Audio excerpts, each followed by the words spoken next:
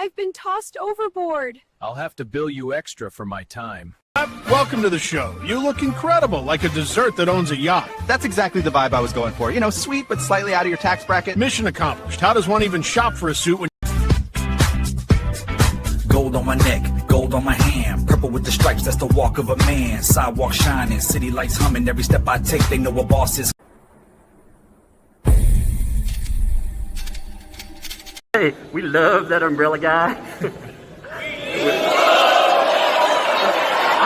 All right. Thank you. I'm calling from Los Angeles, and I'm having a little problem under the name ThATuMBRELLAgUy. I sent him my phone number at least 20 times in the chat and told him to call me. He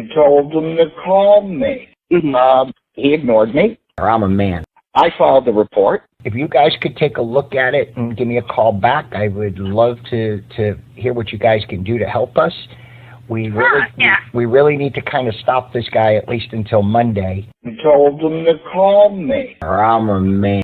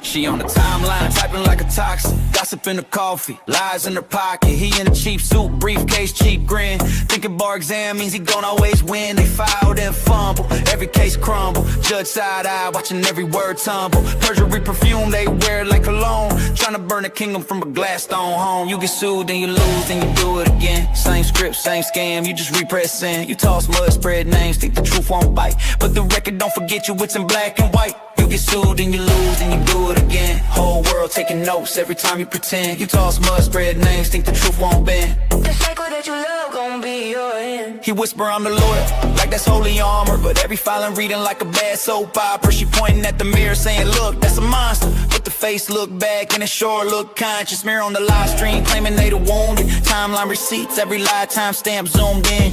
You swing at a critic, think he just a guy online. Now your false words sitting in a sworn headline. Lose and you do it again. Same script, same scam, you just repress in. You toss mud, spread names, think the truth won't bite. But the record don't forget you, it's in black and white. You get sued and you lose, then you do it again. Whole world taking notes every time you pretend. You toss mud, spread names, think the truth won't bend. The cycle that you love gon' be your end. How many dockets?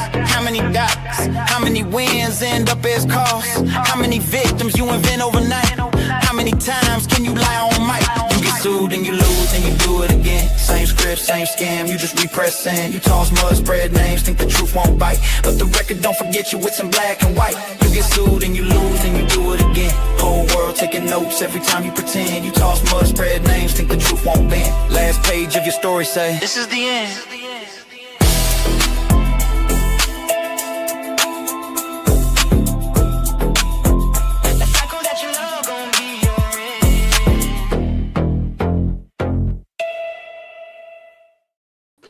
What's up, folks? How's it going today? Welcome to a Thursday edition of Megan Can't Decide.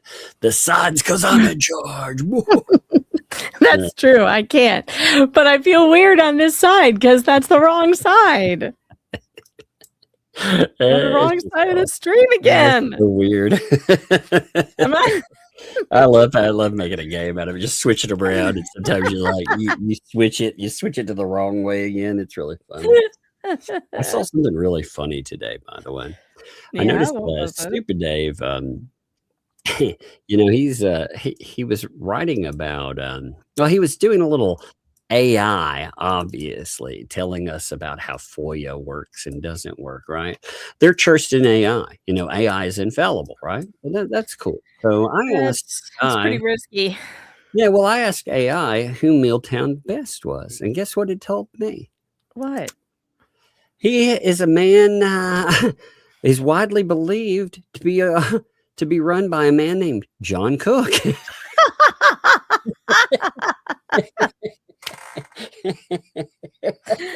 This reminds me of when Rosalind was doing her interview with you, and she was like, "Did you know that Grok says that you cover the Karen Reed trial?" I mean, these things, they get and that's actually the problem, when they falsely accuse people of some pretty heinous things sometimes. And they've had some pretty nasty lawsuits about it because they invent let's just say Well, it must be true. John Cook must be in charge of maybe John Cook and Milltown are the same person. I'm guessing. I mean, it must be true. It's on AI, right? Yeah. I mean, it's obviously there. Now, today has been a crazy day. Really crazy. It has. The district judge has been very, very busy. Judge Hinkle. Oh yeah, very busy. Yeah, He's just been issuing order after order after order. He's just like, I'm finished with this shit show. I want this done and over with. Let me give you 8,000 orders just today. Pretty much. He was like, I'm gonna drop them like they're hot. I'm gonna drop them like they're nuclear like it's hot. Yeah. But overall, and I know people are freaking out, but overall, I think it was a very positive day for Jeremy Hales. I think it worked exactly the way that we said. And we talked about it. We said that removing a federal magistrate. So if you haven't heard, we will look at these, but the federal magistrate is not going to be removed. That felt like a Hail Mary. In fact, there's usually we said it was very, very unlikely in federal court that you'll get that. What I thought might happen, though, is that the district judge would soften his recommendation, and he did quite a bit.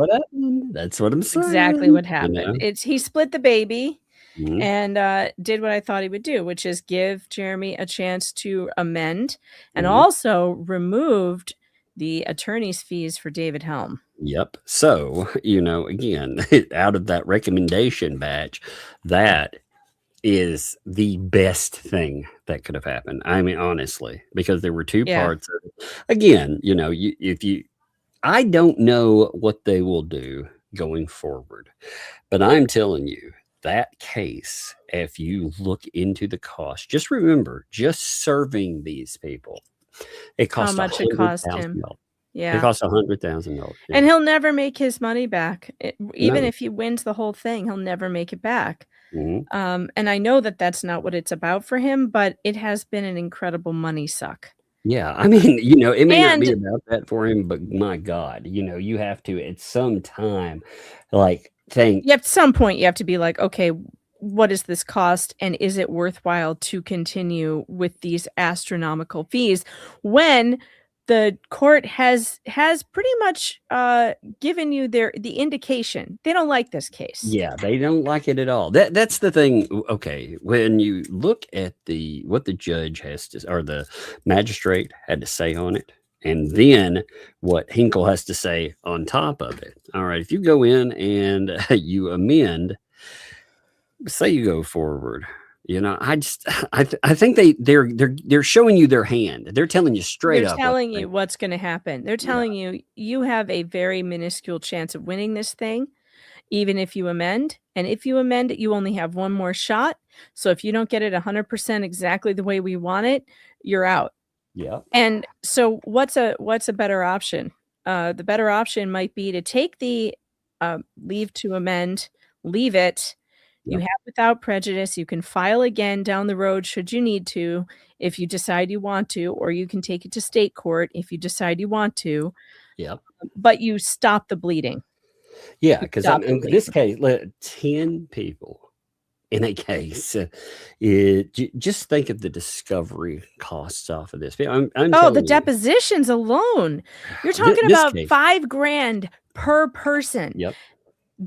And there's how many people? $50,000 right Oh my there. God, 50 grand just in deposing these Yeah, people. and that assumes no witnesses. No, you know, Right. when you start getting that, there's $100,000 in cost. I bet you just getting in. We don't even get to the experts who cost what 10, 15, maybe more. Who knows? Maybe You know, more. I mean, you're talking about when you get in there. Yeah, I keep saying a $500,000 more. That's just a number that sounds crazy, but honestly, it could be much more. Look, he's already in 450, something like that. I mean, when this is all said and done, it would probably end up costing him 1.5 probably million dollars. I think And there is the question you have to ask is for what? Yeah, see that, I mean, you know, there are certain people I would want. I would definitely want, like, if I were, again, this is just speculation, and you know, again, it has nothing to do with what they're doing, because you know, we have no control over that. We're not lawyers, you know, we're just talking just to make sure. There's no legal advice, none of that here. We are just talking amongst ourselves. No, I'm talking about what I would do if it were me. I think I would concentrate on Fed 1 because that's a good case. And it's far easier to manage, right? It's a manageable case. And I mean, bankruptcy is taking care of Lynette right now. Bankruptcy is going to take care of that problem. You got a 3-shot at her. So you got Fed 1, you know, you also got bankruptcy, and you've got Ohio. Now out of that, something's going to hit, and something's going to hit hard, you know. On top of that, actually there's a forfer, because that whole mess of unlicensed practice of law, that involves her too. So that's actually true. That's a hit as well. So, and then the unlicensed practice of law thing, you got Bruce tied up in that. It's always possible to file against him for doing it as well. Yeah, you could file a lawsuit, you know, that involves that, and it could be a, you know, already you've got the bar portion of that anyhow. But lawsuit, I mean, it's hard to lose that one. You know what I mean? Because it's already been noted, so you don't have to think about like somebody going in and giving an opinion. Again, you know, the problem with law and the way that it's stated is you can be 100% right on something, and if a judge decides this is the way it is, that's the way it is. That's the way it is. Yeah. But I mean, and it does appear that the judges that are involved in this case want nothing to do with it. They do not like it. They're being sticklers about a lot of things.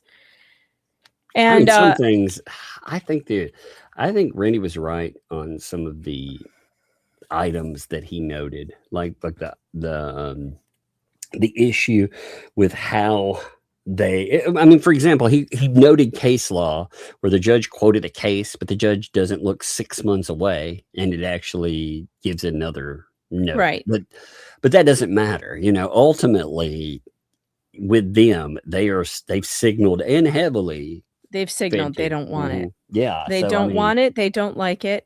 And so it would be foolish, in my opinion, to stay there with these judges. Costly, very costly. Who have already, you know, I'm looking for the right word. They've signaled, but there's another word. They're basically, I know, what is the word? God, it's escaping me. But they're telling you that's what they're going to do. They're telegraphing their move. Yes, telegraphing is the word I was looking for. Oh, baby. You did it. You did it. Yes, they're telegraphing their next move. So they're telling you very, very clearly, you can try it, but you're not going to get far. Yep, exactly. You know, and it's going to cost a lot.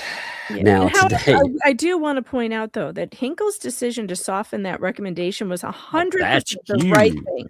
Yes. It was 100% the right thing to do. What Bolitho did by recommending that it be dismissed with prejudice plus attorney's fees was outrageous. Yeah.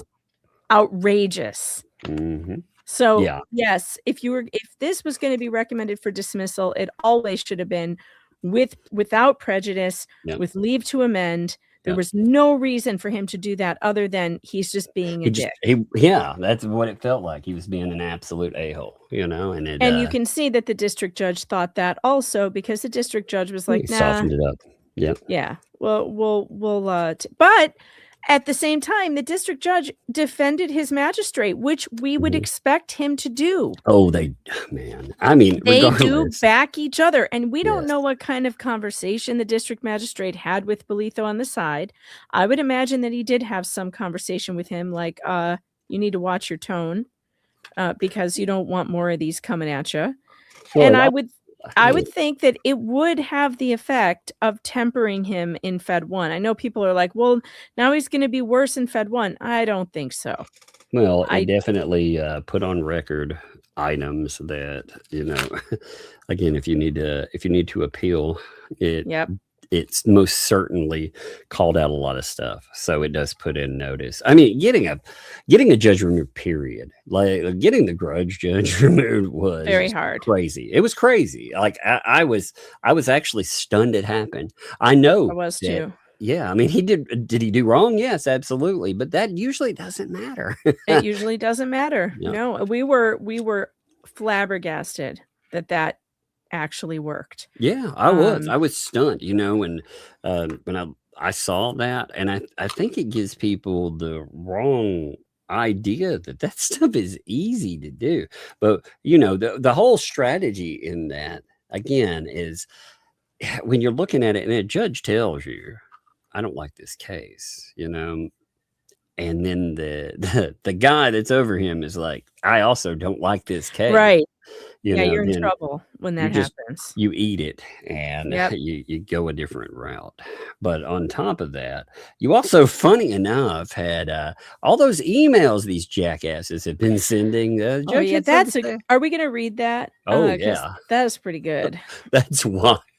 It's pretty good. Although I will say I am deeply disappointed. Yeah, should have been something more. I'm disappointed that he didn't just sanction them for it, because this has been going on for so long. Mm-hmm. The email abuses, the abuse of the court system, and the abuse of and all by the defendants, by the way. None by the plaintiffs. The plaintiffs did not take part in any of that. So the fact that he allowed it to go on as long as he did, and now the only thing he has to say about it is, if you do it again, you'll be sanctioned, when at the same time he's dismissing the case. Well, he's done the same thing. I mean, he did the same thing when the same person puts on file him calling the plaintiff an alligator effer. They have essentially said, no, every time. And it's so ridiculous. Yeah, he should have been sanctioned for that too. And he wasn't. Yeah. I mean, they should drop the hamper on that kind of crazy stuff, They should. William, by the way, I saw this roll through. Ask, where did "Now I Have a Machine Gun" come from? That's a Die Hard quote. Now I have a machine gun. Ho, ho, ho. Yeah, that's Die Hard. The best Christmas movie known to mankind. That's right. It is. Well, there is one Christmas movie better, actually. Really? What is it? The Thing. That is not a Christmas movie. It happens, and there's a lot of snow. That is definitely not a Christmas movie. I couldn't even get through it. We couldn't finish it. Oh my God. I couldn't. It was too gross. It was too grody. Best movie made ever. You know what's amazing about that? All those effects that you see, those are practical effects. They made them. Yeah, he built all of that. Oh my God, it's amazing. Oh, the stuff that he built. That's the guy. I mean, that guy who did that, he got on a tear. Now, he had some substances, during all of that too. But he got on it. Oh yeah, it was pretty. It was pretty well cataloged, But he invented the methods of there was no blueprint on how to do that stuff. He did some crazy, like if you watch how he did. Oh God, I love him. We talk about that all day. No way. We got to stop.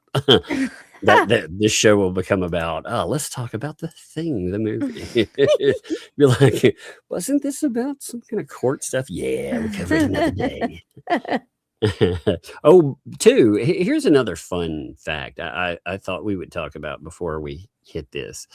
There's a fat weirdo that is sitting around. Another one? No, the same one. Well, you're like, which one? Yeah, which fat weirdo? Because there's a lot of them in this story. Well, there's the certain fats weirdo that has been saying that calling someone a PDF file. They're doubling down on it being an opinion. And not only really?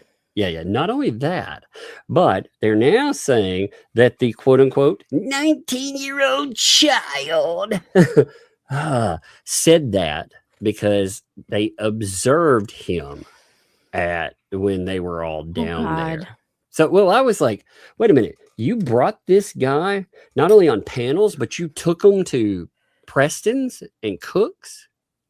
Yeah, apparently while he was building, I guess he was helping with the fence event, according to them. You know, what's so dumb about that? I mean, we are talking about, again, courts have repeatedly upheld that is a statement of fact. Because, again, you know, the insinuation is that, you know, you're doing something terrible. It would be like trying to pretend, in my opinion, she committed arson, you know, or in my opinion, the person robbed a bank. It's the same kind of thing, you know, because when you look at that, you know, everybody out there, do y'all see the problem? Because interestingly, the law sees the problem too.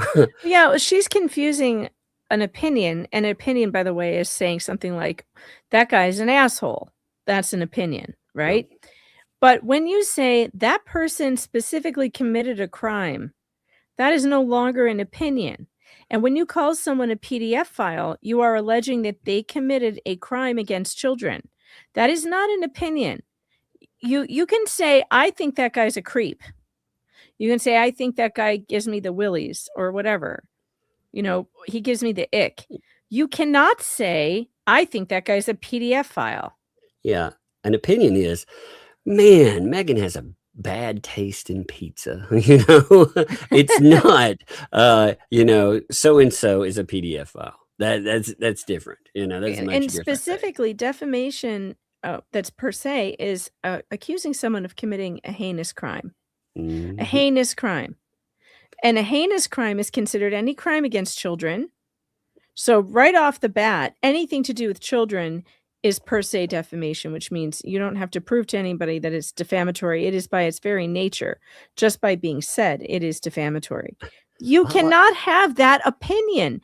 You can't have an opinion of someone that is per se defamatory. No. I just like how they drop in, quote unquote, in my opinion, like it's some kind of free speech fairy dust. Yeah. Ooh, in my opinion, Tug robbed a bank. No, that's not how this works. Just in my opinion, though. I don't know if it's true, but I think he robbed a bank. If you'd like to help Tug rob a bank today, Tug's about to rob all of your banks. Man, indeed. Open up your bank accounts, folks. Yeah. You know, this is a stick up. I'm telling you, like when that, you know, going back for a minute, my mind's all over the place today. I've had little slip. It's been a busy day, but looking at that Fed 2 decisions, that is exactly what you and I were like. Best case scenario, this is what's going to happen. You know. And that's frankly, I thought it was a big win. Yeah, I was, like, I was shocked. Woo! Like, to be honest, you know, with I wasn't shocked by them loosening the death grip he had on that. You know, I figured they would soften his recommendation, but I was kind of surprised that the fees were taken off. I thought they were going to stay. You know? I wasn't, because it does. And I'll tell you why. Because it does appear to be a punishment, right? It's punitive. Yeah, that's how something like that is. And without, and Randy made a very good argument as to why he should get to amend, and he wasn't given that opportunity by Bolitho. And if he had been given that opportunity, he would have been able to, let's say, drop Helm entirely. Right. And if he did that, then there wouldn't be a question of any fees. Right. And so not even giving him that opportunity feels very punitive. And that's not the way it's supposed to be. That's not the way that the law is supposed to work. And given the history of Bolitho with Randy being punitive in the first place, charging him $4,000 for absolutely fuck nothing. Yeah. I don't think it looks good. And I think that Hanko recognized that, though he didn't say anything about it. But I think his decision I think his decision reflects that he absolutely acknowledges that Randy was treated in a punitive manner by the judge. Now, the Hinkle didn't care about it necessarily, but he's being careful by not giving Randy a reason to go even further with the DQ. I forgot to tell you something very fun. Yeah, I totally forgot to tell you about this. So, there's a certain somebody that said they were going to sue me, right? So I decided, I'm going to be a little preemptive and make sure I've got all my ducks in a row, just in case, make it fun. And there's a couple of lawyers around here that, let's just say they've been highly involved in Tennessee's anti-SLAPP, highly involved in why we have it and why it works the way it does, framework and stuff. I decided to talk to one of them about everything, and I brought everything with me. Oh, fun. And yeah, they laughed at the idea of a lawsuit. They thought it was funny. They were like, that is why funny. anti-SLAPP exists. It is funny. It is. I thought that's amazing, though. Try it out, dumbass. Let's go. Yeah, I'm to the point where I'm like, man, that'll be, yeah. I mean, obviously I'd have to, it'd probably be a $30,000 case is what it would probably push up to, even with, we have quick exit for anti-SLAPP in our state. We actually have a quick, it's supposed to be quick exit, but even with that, it'd still be about 30 grand, but still in that, oh God, if they did it, oh my God, it would give me something to talk about until I die. I'll make shirts Don't say out of that. it. You're not dying anytime soon. I know, that's what I'm saying. I would talk about it forever. I'm talking about if I live until like 26, 33 or something, I'm going to talk about this shit every day. I'm like, I'll be like sitting on my porch, I'll be like, remember that time, Yeah, it'd be amazing, I'll be telling my kids about it like it's a war story, You remember the internet wars of, The internet wars of 2026. It's where I called this guy a biatch. Remember when your old grandpappy called somebody a biatch on YouTube? Yeah, amazing. Grandpappy, that's not what happened.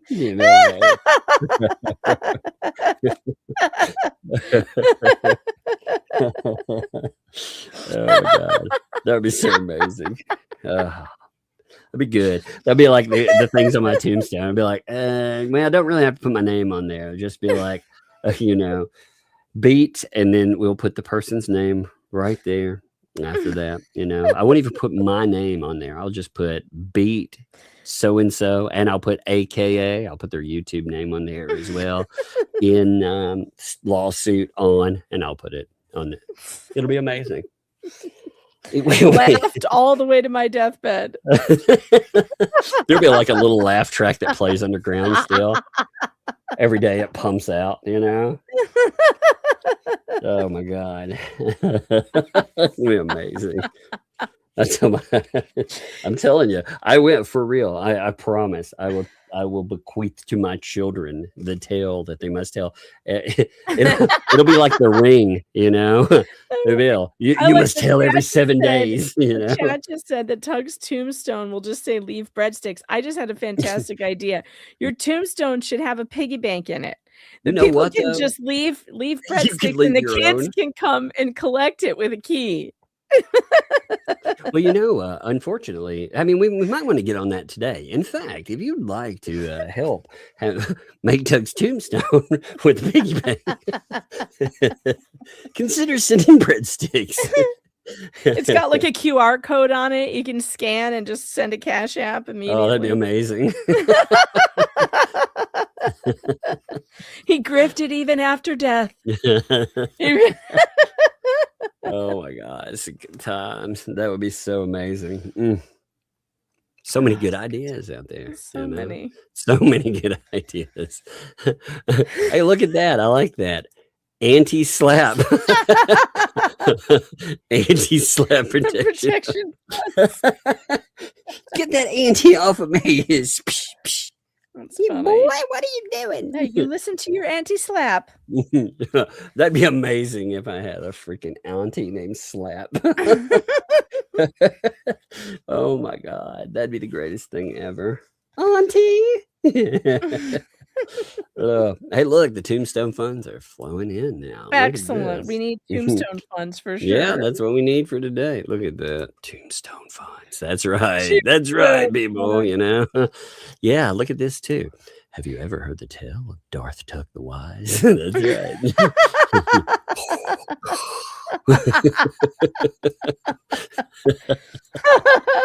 Gather round, children. It's time. Oh, magic. The magic. It's going to be really funny to hear, like, especially my oldest kid tell of these times when I get older. What did your father do? He was an asshole online.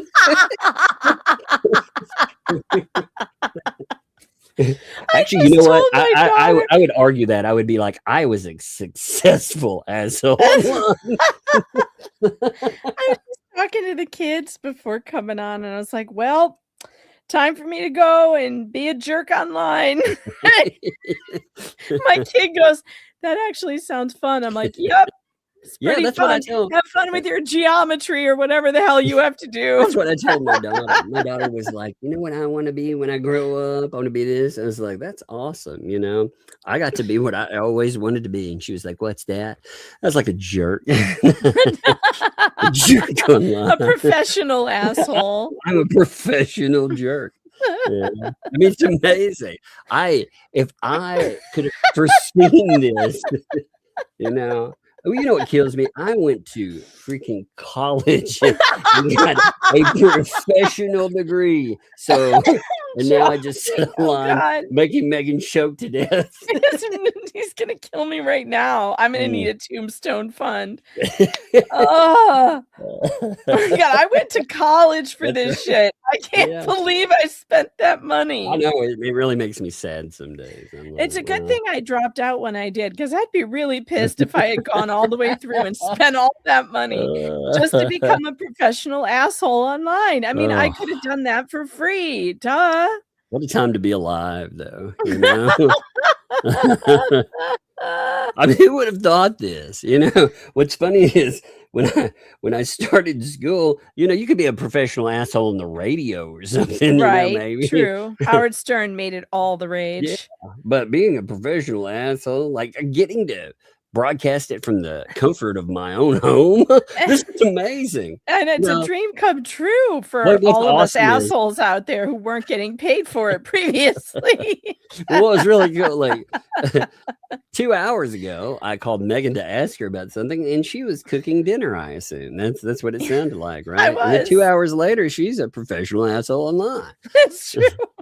That's amazing, you know? 100%.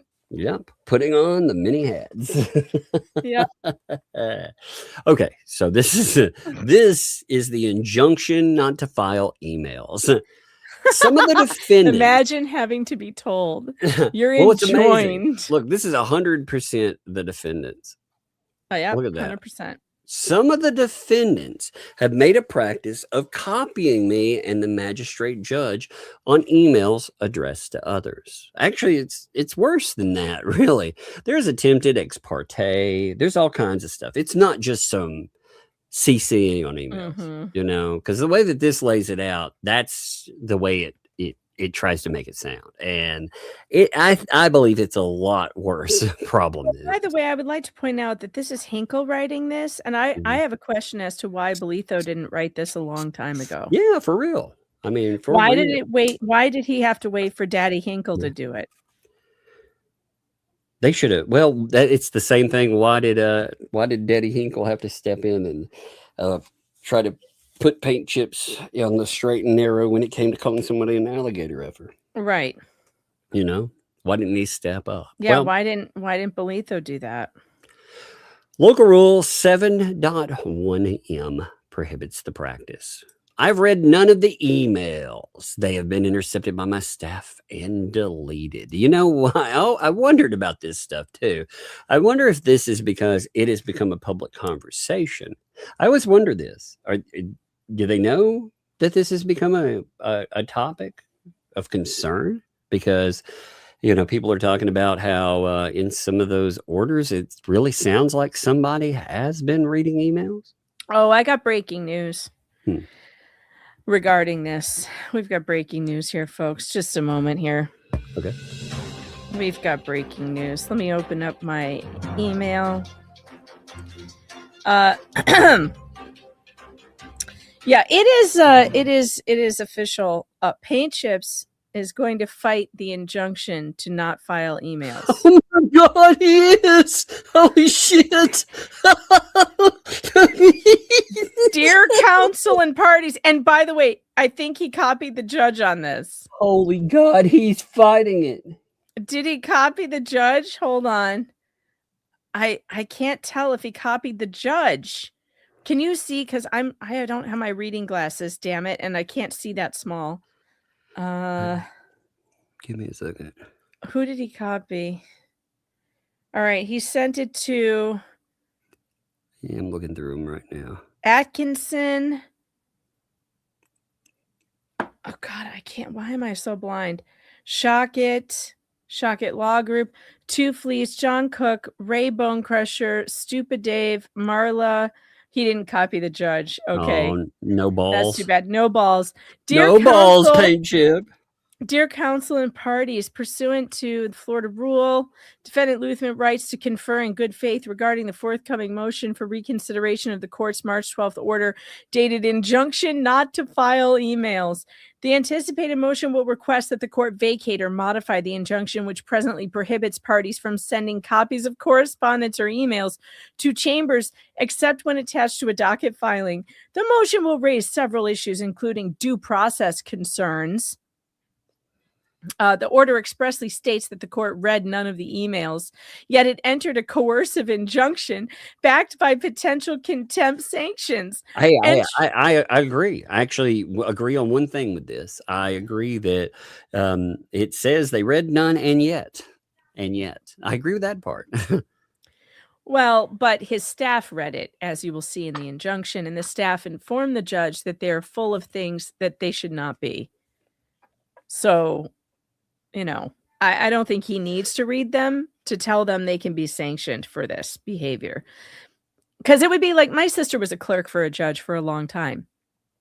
And she would be the one to go through this kind of stuff. And if my sister went to the judge and said, Judge, I'm getting these emails from this absolute crazy person, and it's complete with foul language and racist language, and you need to write an order making them stop this. The judge would be like, yep, okay. He doesn't need to read them because they trust their clerk. If the clerk says that's what's happening, they believe it because it's the clerk's job. So then he says entry of an injunction without review of the underlying material. Oh, you really want it reviewed? Raises significant procedural and due process concerns. 2, First Amendment petition clause. Access to courts. The anticipated motion will argue that the injunction burdens a litigant's ability to maintain a clear and transparent litigation record and communicate in connection with pending litigation. Rule 65 issues. Because the order explicitly labels itself an injunction and threatens contempt sanctions, the motion will argue that the procedural requirements of the rule were not satisfied, including notice of opportunity to be heard. Does he really want a hearing on the admissibility of the racist terms that he used? Yeah, he should do that. Yeah. He wants a hearing on the admissibility of disgusting emails accusing opposing counsel of bestiality. Wait, one sec. Paint Chips. I don't believe you have the stones to do this. I actually don't. I don't believe you have the stones to file something that asks the judge to review that and talks about, hey, I'm challenging the injunction. I don't believe you have it. If you do, if you file it, I'll be like, I take that back. I will publicly be like, I take that back. I guess you do. But I do not believe you do. God.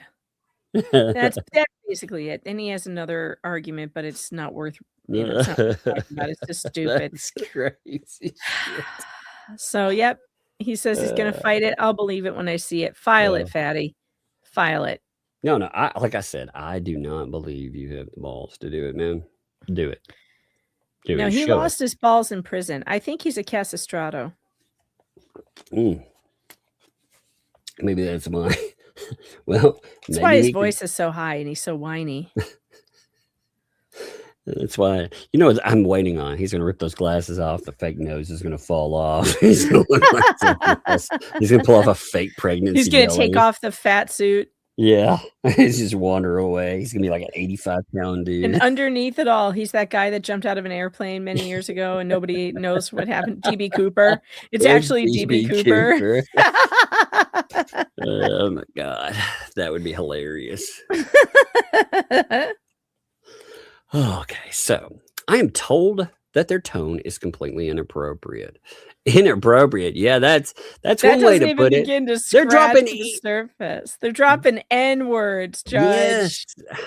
I mean, you know what's messed up about that though?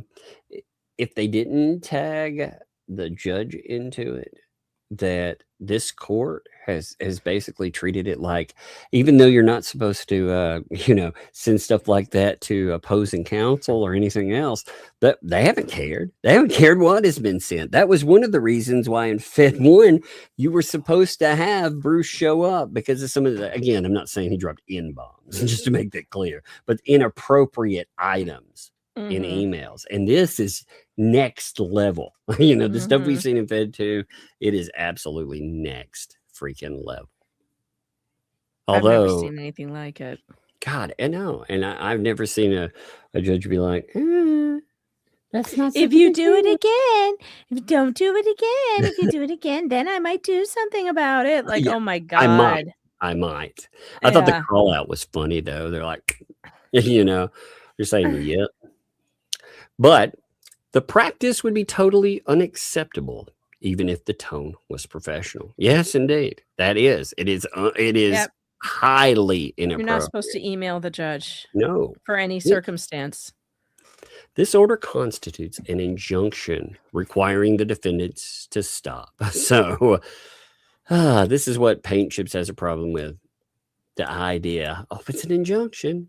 A violation of this order may be punished as contempt of court with sanctions, including fines or imprisonment. Did you hear that, Paint Chips? You might be back in prison taking it and taking it and taking it.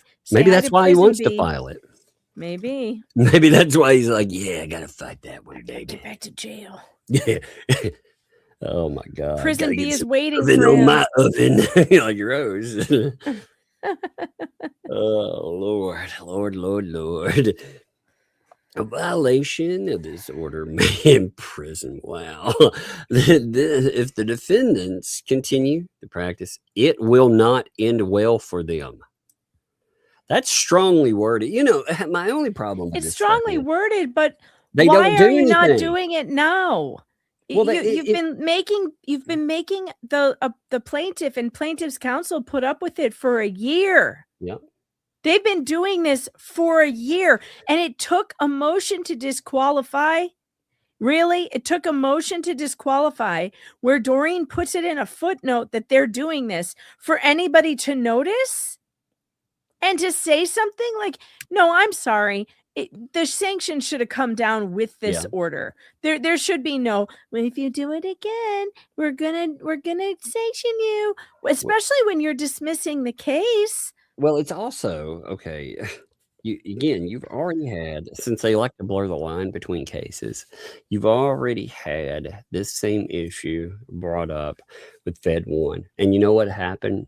Fuck all. That was not even brought up. The sanction, even though that's what it was supposed to be about. It was supposed to be about all of these types of issues. That apparently wasn't going to be on the menu. It was going to be something totally different. It was going to be two filings per person that were going to be brought up, and you were going to have each one of them slapped with probably a $4,000. It doesn't matter, because again, they were both apparently equally bad, even though, but doesn't show up gets out of the fine. I'm still bothered by that. Oh, I'm so bothered by it. And, I have to say, I don't want to jinx it or anything, but I think there's a strong possibility that we will see a sanctions order in Fed 1 against Bruce. After bringing it up, and it being called out, if they don't do one, that risks some real issues. I think so. Yeah. So we'll see. I do believe we won't know what kind of conversation Hinkle had with Bolitho off the record. Signs. You remember that, that meme? But there will be signs. Yeah, yes, there will be signs. If I hit the lottery, I won't tell anyone, but there will be signs. There will be signs. Same I thing. don't know what kind of conversation there was, but there will be. But there will be signs, and it is my expectation that Bolitho will be more measured, and that he will be less emotional. I would hope so. Ultimately, when you bring all this stuff up, again, one of the things that I've noticed is he seems to have a hard on about, like, excuse my words there, but to go after Randy Shockett when this kind of stuff's been going on, like you said, for a year. Yeah, a year, and he's done fuck all about it. Absolutely nothing. And yet you have Hinkle hears about it one time. You have to imagine this is the first time Hinkle's hearing about it. He heard about it in the motion to disqualify. That's why he wrote this. Yeah. So he hears about it one time and he does something.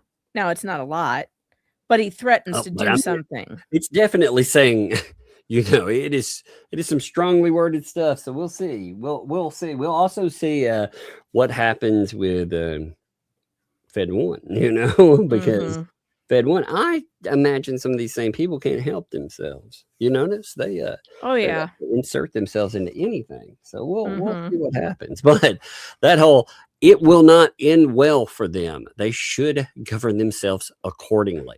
You never want to hear a judge use that phrase on you. Oh no. Govern yourself accordingly is always the thing that happens before the cuffs come out. 1, all parties to this case are prohibited and enjoined from sending a copy of any letter or email to me or the assigned magistrate judge or to our chambers, except when directly relevant to a pending motion, and then only as an attachment to the motion or a response filed on the docket. 2, this injunction binds the parties and their officers, agents, servants, employees, and servants. Servants? What the fuck, man? I don't think these people are all so poor. Nobody has any servants. If you listen to Just J-Hip, he tells you all the time, these people are poor. Yep. They're very poor. I don't think any of them have any servants. No. No servants, no manners, no nothing. Nothing. No nothing. No nothing. Whole lot of nothing. Employees, attorneys, and others in active concert or participation with any of them who receive actual notice of this injunction by personal service or otherwise. Chat, Tug did not say BBB was in Fed 1. He didn't say that. What? He said some of the people, someone in chat said, why is Tug saying BBB is in Fed 1? He didn't say that. He was saying he wouldn't be surprised if some of the people in Fed 1 pull the same kind of crap with emailing the judge. That means Lynette and John. And I was talking about earlier on in Fed 1 when we were talking about the emails and the sanctions hearing, though. Right. That Bruce was definitely involved. About Bruce. He was involved in Fed 1. He was the lawyer. But he was the lawyer because it was lawyer v. lawyer is what that turned into. You had them, they all had to go in, and that was totally about emails. That's what it started out as. It was, hey, look, judge, look what this guy is writing to me. That's what Randy was saying. And look at how inappropriate. There's still an outstanding motion or an outstanding order that the judge said he was going to file sanctioning Bruce for his behavior in Fed 1. Yep. That's what we're talking about. We're talking, if he doesn't actually sanction him for his actions in Fed 1, it's going to be really something. It's going to be bad because that's going to be, I think, an appealable issue. I do. It's bullshit. But And I these think people Michael knows it, and I think Belitho knows it. And like I said, they won't tell us why, but there will be signs. We'll see. We'll see what he does. money for Doug to keep out of Megan's basement. What? What? I don't know. I'm breaking in your basement. It's cold down there. I don't. I It's love very it. cold. Oh my God. I was telling you about the mouse infest. Oh my God. Yeah, we got mice down there too. Well, You'll be right at home. we had all that problem. For some reason, though, the mice, they didn't hit the lowest level of the house. They hit the highest level. They found their way in that way. And I'm like, there's plenty of ways in, but they get to the highest level. So I was laughing about this with the little one. I'd put out, with a sticky trap, but I put out a cricket trap. They're not really strong like the insect ones, but it managed to catch a mouse. I was like, wow. So, oh, wow. Yeah. So I put out another sticky trap. I was like, all right, well, let's put one. We found where I think they were coming in.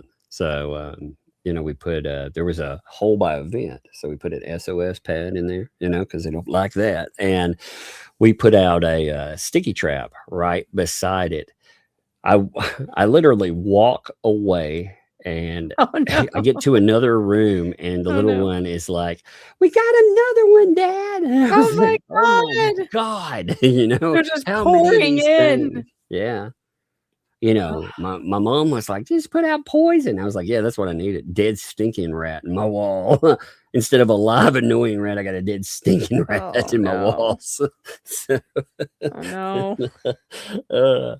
The little one's like, yeah, oh my God, we're gonna let him go. I still remember my oldest. You gotta put down that poison that when they decompose, they don't smell. Oh, put out some havoc. That stuff will kill any of them. That stuff's expensive. Oh boy, that's how you get rid of them in barns and stuff, man. You talk about just wipe them out. I'm trying to take them out. I'll probably use something like havoc. I'll put it in the garages and stuff. And but I want to take care of some of them that are inside first. Thin them down. And it's time for all-out war. This mouse problem is getting worse. Yeah, well, it's time to napalm those bitches. I pull out the big guns already. Napalm. I've got kids. Just let them sit around. Catch them. Go trap them all. No, you might need to get a barn cat. That's why you got kids again. Trap them in a couple of rooms. I'll give you $1 for every mouse you catch. Nope, lock them in the room and make them go Lord of the Flies on those fucking things. $1, they laugh at me. They'd be like, "What is this crap? $1? What are they gonna do with that?" My neighbor's grandma used to pay him a nickel a snake. Oh, I used to get a $1. So one of the things we used to do is this. I love saying it the redneck way. We used to go down in the holler. We go over yonder in the holler, but we would go down in the holler, and they would have creeks running all through there, and they were snake infested. We had a guy that would pay us $1 a snake because he ate them. And yeah, and we would go all wild out there, Was he like living off the grid? Yeah. He was a strange cat, but he had money, his money he spent very well. So, instead of buying steak, he wanted to eat snakes. Yeah. So I'd run down through there. We would go out, but he didn't mind if you even killed him, but you don't shoot him or anything like that. So we go out, we get large sticks. We'd set out some traps too around, but the easiest way to do it would just be to go out and collect them. Make good money that way. But that's some redneck stuff right there. Yep. Oh, it's amazing. Say that again. Yep. I enjoyed it though. It was a lot of fun too. It was good. It was an easy way to make money. Good payday. Sure. Oh yeah. And that was much better than going out and working in some crops or something like I was doing. Yeah. Okay, let's see. There's also in the bankruptcy, there was a wonderful filing too today. I feel like, again, I want to reiterate this as well with Fed 2. Fed 2 caused some really interesting stuff to transpire. One of those things was the bankruptcy. The bankruptcy. That's right. If Jeremy had never filed Fed 2, she may not have declared bankruptcy, which is the thing that's going to take her down. Yeah, this is the main. And ultimately, when anti-Hales, when they go out and they celebrate anything in a courtroom, you notice they talk about themselves. It has nothing to do with Lynette Preston. Yeah. In fact, only one of these mofos showed up for her in her protective order. Only one. You had Fleesa being begged. Yep, by John Cook. Yep. And now they're going to show. And you could tell he was serious about it, and she's tried to make excuses for it, pretending, oh, I didn't think about it until it was late. Or no, it was self-preservation. That's absolutely what it was. But I think that's funny. Only one person showed. Again, Bruce. For anything I think about Bruce or don't, you know what? He's done some crazy shit for these people. He's gone out, and what have they all done in return? They've gone knives out on Bruce. Bruce, man, you built those people. How do you? I wonder how he feels asked about for that. it.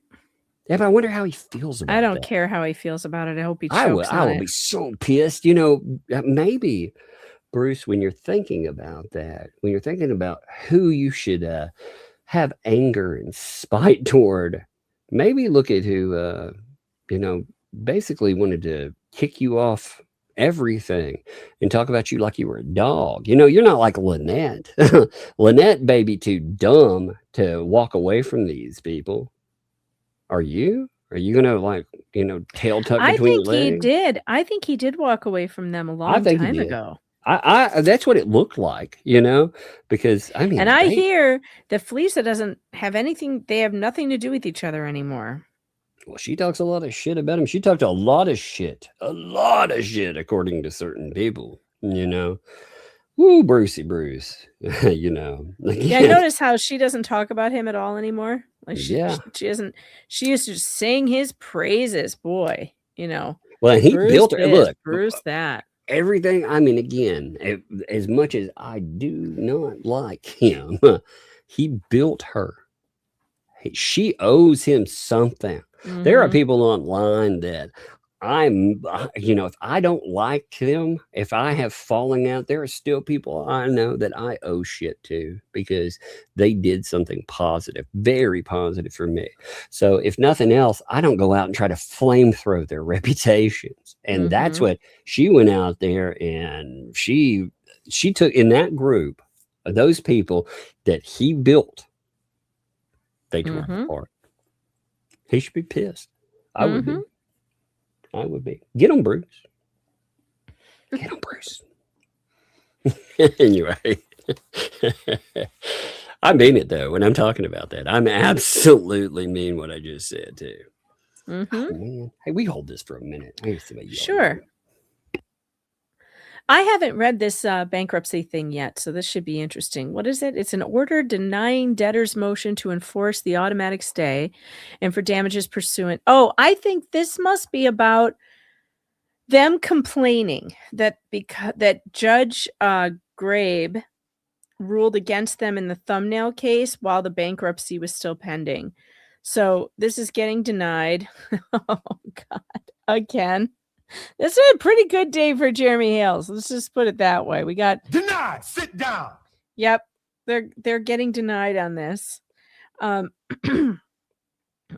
frankly think that what's gone on is a good thing for Jeremy. I think Fed 2 is too much of a time suck and a money suck, and you've got idiots like paint chips who are just going to literally keep you in court forever with his nonsense. Ain't nobody got time for that. Get rid of him. There's just no point in it. None. He's nobody. He's a nobody with a felony record that nobody listens to. Absolutely no one. He has delusions of grandeur. He's a weirdo. He's a guy with a mental disorder. Like, no one's listening to him. Who has a mental disorder? Paint chips. Oh, yeah. And like that's a court discussed mental disorder, by the way. That's like a real thing. Yeah, he said that. They talked The about him. judge said that his mental disorder was bizarre and disturbing. So I'm not saying anything that hasn't been already on a court record somewhere. These kids, man, they're funny. One of the oldest Just is like, Jacob goes, I listened to him. Well, yeah, that's you know what? He just said he funny. missed you the other night. He I heard him say did. that. He did. He He said did. he missed you. That was sad. I mean, I could see the twinkle in his eyes. Now, he tried to offset it by saying something sarcastic afterwards, but you could see the feel. But you could tell he was deeply disappointed that you said to take you off the email list. So I could hear it. Take these broken wings. I could hear it. It was sad. It was sad. These broken wings. I need to fly again. Learn to live so free. Yeah. Oh When man. you I hear you know what's funny. Airhead sing. I walk around singing that. My kids are like, "That's embarrassing, Dad." Don't sing that. They were funny. The oldest was like, she was yelling at her sister. She was like, I went upstairs. She was like, she broke into my room. It was like she picked the lock on my door Again? And the little one's like, how did I pick it? What I do? Did I pick it with my fingers? She was this. She was like, but I needed a remote, sissy. And she was like, I tried to give you a remote, and the little one's like, you threw it at my face. They're like, stop picking your sister's door, stop throwing picking. remotes at her face. Stop throwing it in her face. They were, oh God, that was so funny. I loved the mockery that, what I pick it with my finger. Next time they start fighting, you should say, it sounds like the two of you really want to do some house chores. I guess it's floor mopping time since nobody can get along. Oh, I do that sometimes. I'm like, you got all that energy. Yeah, Sounds that's like what I you, do. I'm like, oh, it's yep. floor mopping time. I see. Everybody's got too much free time on their hands, so they can start stupid fights. Yep. So guess what? We have got dishwashing. We've got taking out the garbage. Oh, and there's picking up dog poop to do. I'm so proud though. The little one can be like, what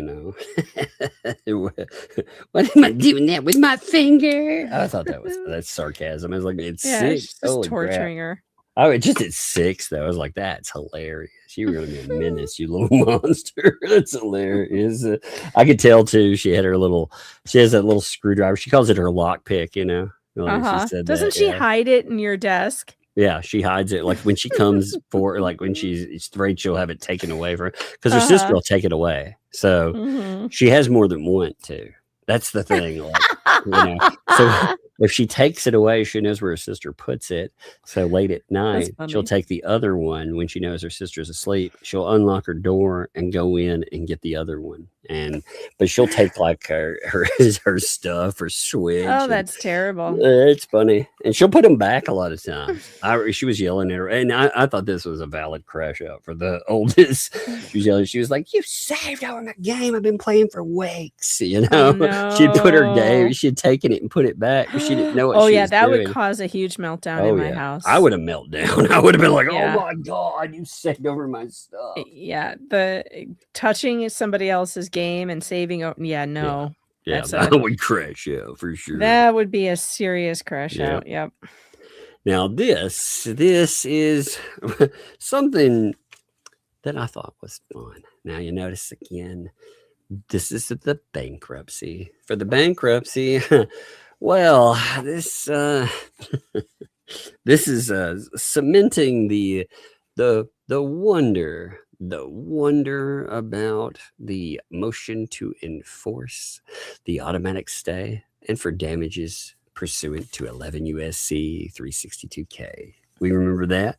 That was a wonderful, by the way, it was one of the most desperate ploys I've seen so far from any of these lawyers. There was like no way in hell this would work, I was stunned. I was actually stunned that they tried it. The sheer audacity. Yeah, when a judge is like, you filed a fraudulent, garbage case. You know, the difference, I heard someone in the ecosystem try to say that Fed 2 was comparable to that. And I was like, no. You know why they called it a fraudulent case? Because they filed it and then they did nothing with it. They refused to show up. They refused to, I mean, they kept it on the docket, and they wanted, you know, they basically wanted to create something, I think, for YouTube headlines personally, you know, but what do I know about that? I mean, Bruce wanted everybody talking about it. He knew that a lawsuit about thumbnails was gonna create YouTubers talking about it. Yeah, because and that's what YouTubers he are wanted. validly going to be concerned about. And I think that he thought he was going to get a bunch of interview requests over it. And basically all the YouTubers who covered it were like, this guy's an asshole. Nobody wants to talk to him. Yeah, I Because mean, this is a stupid and frivolous and a lawsuit with no merit. yeah, and beyond that too, you know, they wouldn't do anything with it at all. They sat there and they pretended. It wouldn't show up to you know? hearings. Yeah, but they wanted to keep it around. And then No, I'm in the hospital. I'm calling 911. I can't. Our computers are down. We can't get you the evidence that we said we had. And John has a dental appointment. You know, we can't show up for this. And it just kept going that way. And then finally, and now my lawyer died. You know, Yeah. it just never ended. So that's what fraudulent worked as. It was just it was totally transparent, as they would never do anything with it. Again, because a case fails, that does not make it fraudulent, you know? Right. Cases with merit fail all the time. Most cases fail. Mm-hmm. That's the reality of the court system. And, you know, it's an ugly reality. A lot of people think that when they go to court, that they're, you know, just because it's meritorious, they actually have some kind of cause, that in some way, you know, I mean, again, people do horrible things all the time to other people. And I have a serious, I truly believe that these judges, and it's not just Blitho and Hinkle, but I think on the whole, we saw it with Judge Grudge. We saw it, we've seen it with other judges. I believe that they have a deep-seated bias against YouTubers and content creators. I believe that. And I think that you're fighting an uphill battle as a YouTuber, bringing a lawsuit against anybody because you get looked down on. I think if Jeremy Hales had a four walls business, right? I think if he had a store or, you know, just a regular old school kind of business, I don't think he would have been treated in the same way. I think they don't feel like you've earned it, you know, as far as a business is. I think there's a bias because there's a lot of people out there that, now when I say this, I want to be clear. I don't consider this hard work. I've done hard work in my life, right? But nonetheless, it's not digging ditches by any means. You know, and I feel grateful to do it, you know, on that too. But it still requires some expertise, some knowledge, and dedication and time. And it's still building a business, whether you think the business is legitimate or not. It is a business. Jeremy Hales has done something. You realize that getting over 300,000 subscribers is you have better chance of making it into the NBA draft Isn't than that you something? do. It's wild, isn't it?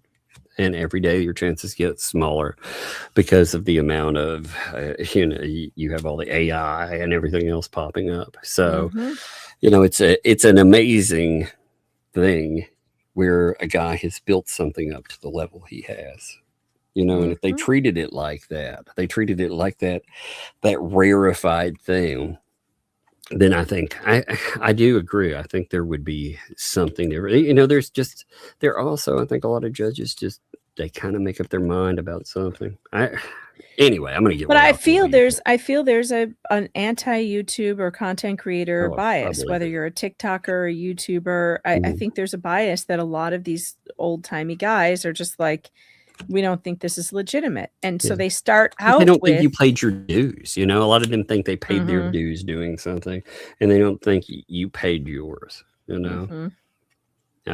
And again, like you said the other day, when you're getting death threats and stuff from online, I had the exact same thing happen to me where I actually had mutilated animals left on my doorstep during the fight with the Orland Park Public Library, and people were targeting my home, and I had my car vandalized in my driveway, multiple, and the cops told me the same thing they told you. Well, if you don't like it, you don't have to be online. Yeah. That's an insane idea. Would you tell somebody else if they had a brick and mortar store that, well, if you didn't like it, close your business? Yeah, like if somebody threw a Molotov cocktail through your window, it's well, if you don't like it, you can close your store. That's exactly what they were telling me to do, and that's exactly what they told you to do. And that's the mindset that they have. And I believe that the judges have the same mindset. They're thinking to themselves, well, Jeremy Hales doesn't have to have any of these problems. He can just stop doing what he's doing. Stop being online. Why is he online? Without understanding that this is how he makes his this is how he makes a living. They don't see it that way. They don't see it as a legitimate business. And until they do, until the law catches up with reality, we're going to continue to see lawsuits by YouTubers dismissed because of their bias. Yep. It's crazy. Man, I can't believe that. Every time I look at something from this bankruptcy, I was at a loss for words right for a minute because I looked at this. I was like, oh, yeah, bankruptcy. Oh, my God. What a mess. Yeah, she's in trouble. So this is the order denying. So the case came before the court for hearing February 10th, 2026, upon debtor's motion to enforce automatic stay for damages pursuant to 11 U.S.C. 362K, blah, blah, blah. Creditor Jeremy Hale's response in opposition to debtor's motion to enforce the automatic stay and for damages pursuant to blah, blah, blah. And debtor's reply to creditors. My God. What a shitty title, I have to say. Look at this is just 3 times. This is 3 filings. Look at that. Look at the titles. Jesus. Oh my God. And debtor's reply to creditor Jeremy Hale's response in opposition to debtor's emergency motion. Oh, blah, blah, blah, it blah. Never ends. Blah, blah, blah, blah, blah. Lord.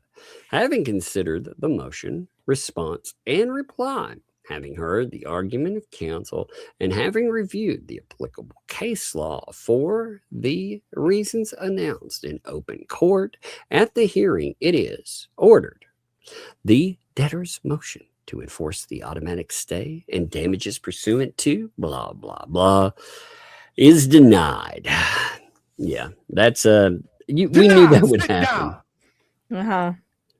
I mean, there was no way. Because the judge Judge Grabe didn't actually violate the stay. Yeah. He took into account that there was a stay and said, okay, I'm not going to assign any monetary damages until it's done. But there will be some, and you will be sanctioned. He's allowed to do that. Oh, my God. What? I can buy a tombstone on Temu. Does it have a piggy bank in it? No, but I wonder, I bet you could there's a few made where I bet you could put one in it. They're probably hollow and made out of styrofoam anyway. Oh my God. I didn't know you could buy a tombstone. Oh no. Well, I heard you could buy a memorial bench there too. So, but there's no telling whether they'll actually deliver it to you. It could. It's probably the size on of an aircraft carrier. Yeah. Let's see, memorial. Maybe that's what happened in the memorial bench. It got stuck on an aircraft carrier that's now deployed in Iran. So it's just just sitting there. You can buy one. Oh, here's one for $31. They couldn't even buy a shitty $31 memorial. Nope. for a garden or something. Nope. Oh my God. With some cheap bastards, man. They are. That's some awful, man. That is some awful. And they say we're the ones that are disrespectful to people's memories. Oh, Lord. I mean, they're like $30 to $60. Now, yeah, they couldn't even shell out $30. Yeah, they can shell out $7 to get like a miniature one. Even that, they could at least say they did it. Yeah. I mean, they could be like, well, we never said what size it would be. I'm sure that would. Like I don't Jeremy's know. miniature cannon that they claimed he had a tank. And it's like literally he's pointing cannons at our house. It's like a mini desk cannon. That the motion about the order denying the motion to disqualify was pretty short. I thought that was. I expected it to be longer. I guess I'm not sure. I think, yeah. Well, I mean, how much do you really need to say? Yeah, I just thought it would be longer. I did. I thought this would be longer. And again, for fairness, I think we try to go over everything. It's one of the things like the the two little piggies they never go over. The Butter Twins. Yeah, it's like the three little piggies lost a sidekick or something. I don't know. Oh my God. One of the things too, these people need to understand. If I wonder this, they keep saying that calling someone a PDF file is an opinion. Putting out signs, I guess, is an opinion. All of that stuff. If it happened in their neighborhood, say where they lived, somebody had gone out and told the entire neighborhood that because of their inclinations, and what they drive around in and things like that, they were this thing. And well, I think you could honestly put up signs around the neighborhood that say, Fleece a Flea is a sex pervert, and there isn't a damn thing she could do about it. Yeah, actually, I think because of the loofah-mobile and the weirdo-ness. Yeah. Yes, because of all that, you could say that 100% because that's an opinion. It's not a crime to be a sex pervert. It's not a crime. So that's an actual opinion that would be protected, and you could put signs up that said that. Now, I'm not suggesting you do that, but maybe Clark Stark wants to try it. I don't know.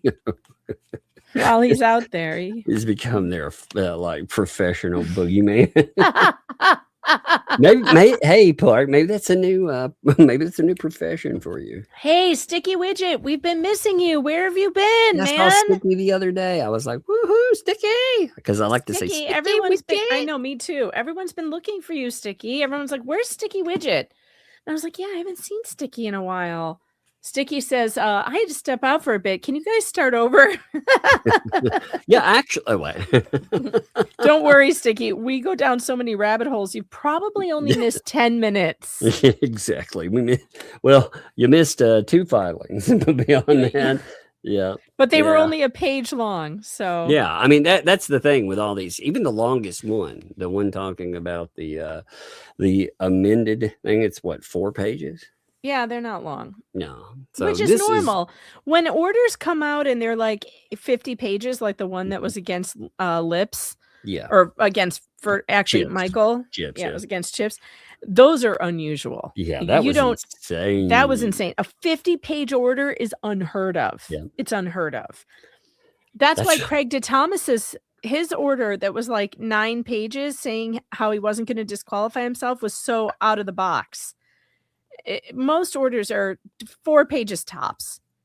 You notice how they suddenly they just all ignore the fact that things like that exist in the ecosystem. Yeah. I don't remember them ever reading that 50-page order that completely or talking about Michael Federigo's. Well, they don't talk about the dangers of AI or any of this crazy or how shit. Michael Federigo's got sanctioned for using AI. Well, definitely. They don't talk about that. They're like, oh, he's such a good lawyer. He's $500 an hour. $500 an hour. Yeah, well, he can't even pay $1,000 fine. So how wealthy, how good off is this guy? Like, how well off is he really? I don't think he's really making $500 an hour because he can't pay $1,000 fine. Well, they're also sitting around trying to pretend again that saying someone is some terrible thing, like a PDF file, is opinion. That's so stupid. Well, again, if I think that's interesting, considering one of the Anti-SLAPP, the prison one. That one, didn't he file a lawsuit about saying he was called that thing? Did he? I believe it was, part of the Dinesh stuff. I believe he said it was the worst thing you could ever be called. I thought that he was the one calling Dinesh that. Oh, but see, he said that he got called that because of something, I believe, and he filed.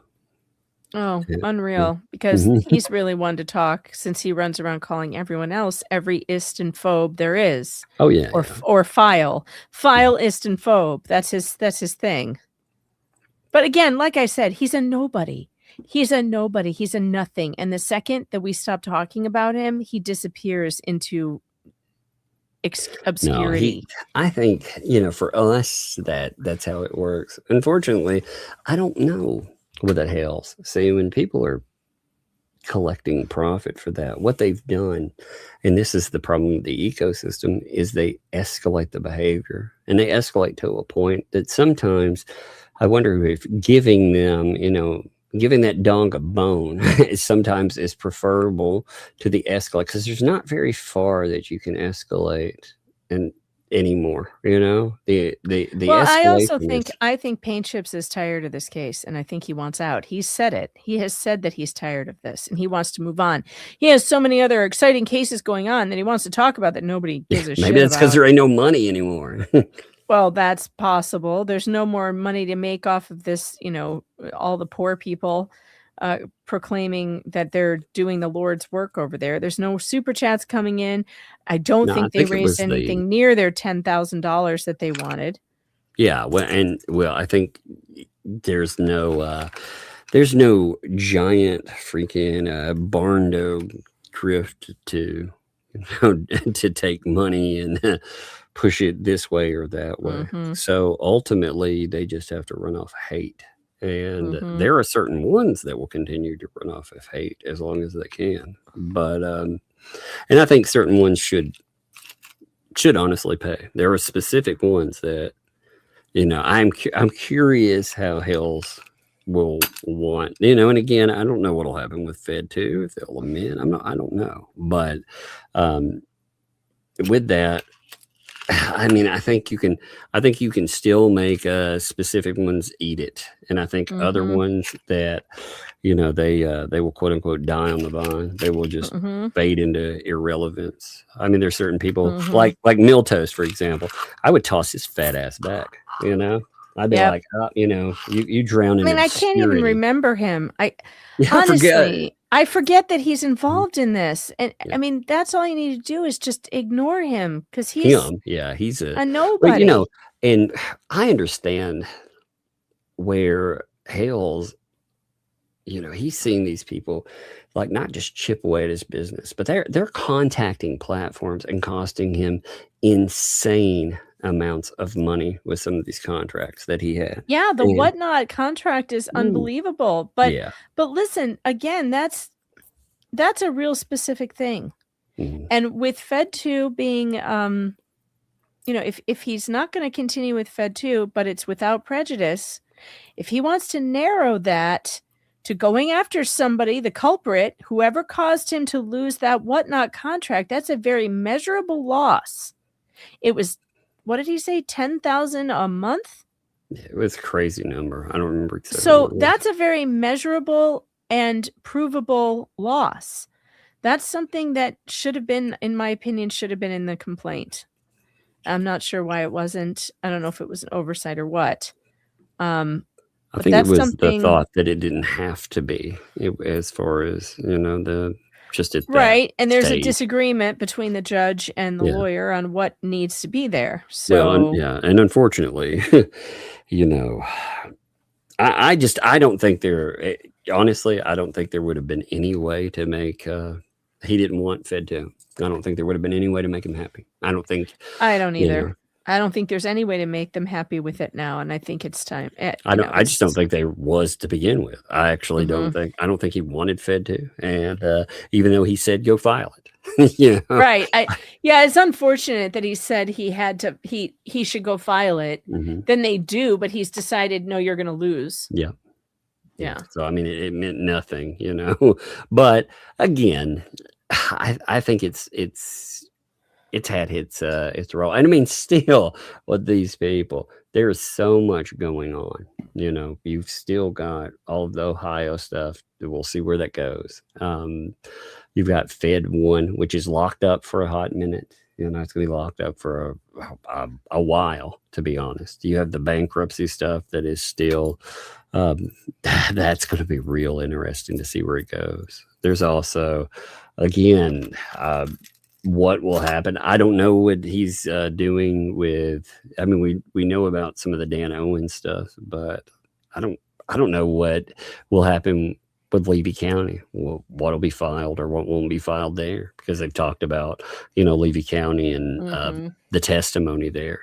I think Levy County opened themselves up for some crazy stuff, but it'll be interesting to see how they go with that and so on. But anyway, so the order denying the motion to disqualify the magistrate judge. So the plaintiff has moved to disqualify the magistrate judge based on rulings in this case and comments on the record and hearing in related case. Under the statute governing judicial disqualification, that'd be 28 U.S.C. 455, bias requiring disqualification, quote, must arise from extrajudicial source, except in rare case where such pervasive bias and prejudice is shown by otherwise judicial conduct as would constitute bias against a party. Again, case quotes there. Unless a party can show pervasive bias, a judge's ruling in the same or related case are not a sufficient basis for recusal. The plaintiffs have alleged no facts suggesting the magistrate judge's bias. I disagree. I'm like, Jesus, we read through that. What would he have to do to prove he was? What you got to do, like one side? I mean, geez. Would he have had to give Bruce an actual blowjob? I mean, what? Sorry to be so crass, but that's really the only thing I can think of that would make it more obvious that he was on their side. Like, it's so wild to see, Oh, it's far from it, because judges are sometimes called on to rule against one side or the other. Yeah, we know that. This was not about his rulings. That's the thing that kills me. None of this was about the rulings. It was about his actions and his statements made on the record in this case. It was the pervasiveness of his treating one side different than the other side. Well, and also it says, with here, it's sometimes with that and sometimes called on to rein in inappropriate litigation conduct, sometimes by one side or the other, sometimes both. Well, that's weird, because when one is like, fuck you, I'm not going to show up, I'm not going to do anything, and you're like, you better. Okay, we're going to have a hearing to talk about that, or I want you to explain to me why you didn't do that. And they're like, oh, because Hales is online. Oh my God, he's breathing. Because he's doing it for YouTube content. Polyflop. Jesus. When the plaintiffs disagree with a ruling by the magistrate judge, they can seek review by me. And when they disagree with my rulings, they can appeal to the U.S. Court of Appeals for the they can spend all kinds of money that they don't have to exactly. Come on, fuck off. Yeah, this is the epitome of bureaucracy right here. If you don't like it, fucking talk to mom. You can spend $100,000 more going to me, and then if I deny you, then you go to the appeals court, wait 15 months, spend $150,000 more, and then still not get any relief. Okay. It just amazes me, like these kind of answers. I mean, it says a whole lot of nothing here, I mean, this does, like, really look at this. Look at how, tell me what this actually addresses. Like, out of everything that was written, tell me what this actually addresses, But rulings the plaintiff disagrees with will result not from bias, but from careful, principled analysis of law and facts. That's all the magistrate judge has done here. Yeah, when he's like, I hate this case, crap case. I hate you. I hate everything about this case. Yeah, I can't stand and I hate your stupid face. And like, he really couldn't have been clearer about how much he hates everyone and everything. And again, where's the principled analysis? Like, you didn't do anything to Bruce. Nope. Really? I mean, you know what? If you notice, he doesn't bring that up in this at all. Oh, no. Not at all. Not a single mention, which makes me believe there was something to it. He didn't like that part. He didn't want to mention it. It was embarrassing It is And embarrassing, man. well, it is embarrassing. Belito should be completely embarrassed by what he did. What he did is amateur hour. It's and then to total let him walk amateur hour. from the case like Yep. that. Shit. It's amateur hour. And the fact that Hinkle never mentions it tells me they had a conversation about that. Yeah, that's what I'm wondering. You know, like, if something doesn't happen, see, there is a really heavy issue that comes up. You know, judges, first of all, they do not like appeals.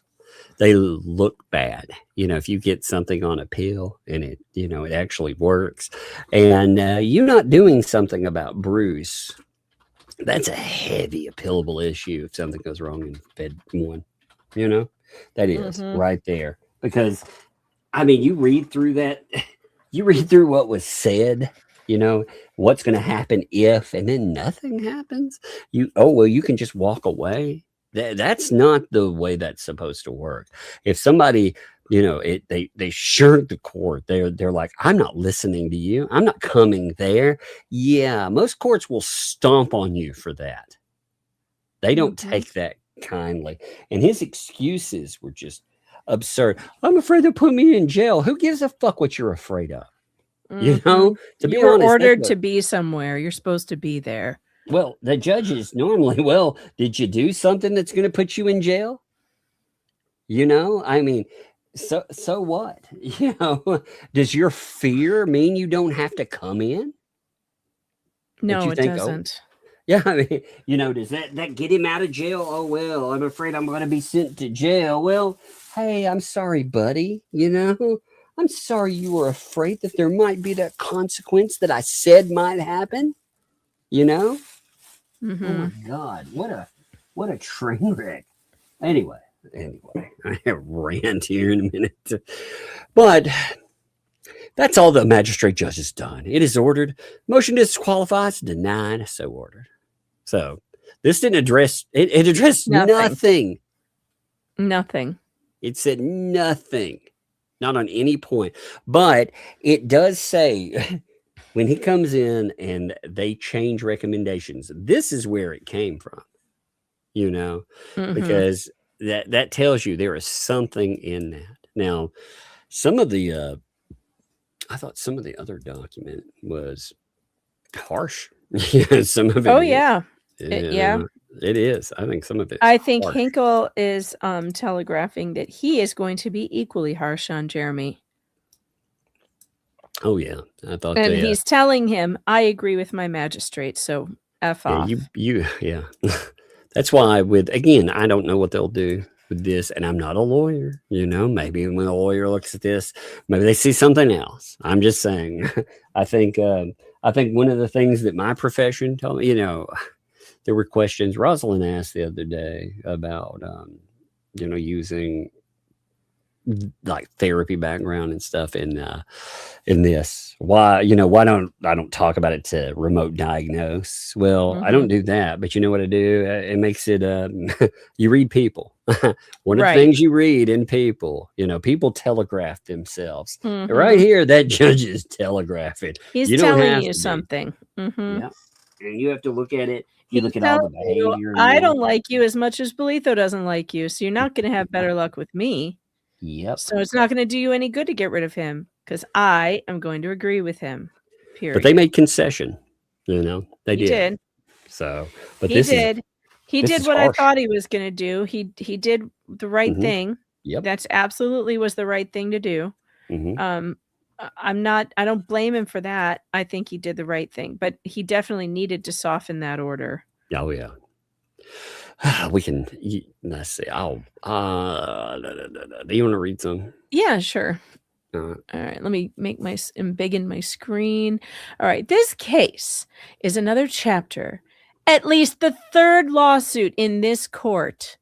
What is the third? What's the third lawsuit in this court? Oh, Dan Owen. Yeah, but how does that fucking relate here? But he's counting it. Because he's the district judge, so he knows about all the cases. That's why. I mean, what douchebaggery though to be like, yeah. I mean, Dan Owen. So and also this does not apply to Dan Owen because listen to this. This is the third lawsuit in this court in what is at the bottom, a war of words. False. The Dan Owen case is not about words. It is about actions of the prosecutor, or more specifically, non-actions, the refusal to uphold. And it's about a legitimate order that is already, and it's an existing, like you're saying. It's not about words. Order. Yeah. It's not about words at all. So, did you even read the case? I believe not. I believe that statement right there tells you straight up. Third, are you kidding me? Yeah, that's not true. A war of words. The plaintiffs, an individual and his company, allege the defendants have said unfavorable and untrue things about them. Unfavorable, untrue statements sometimes give rise to a claim for defamation.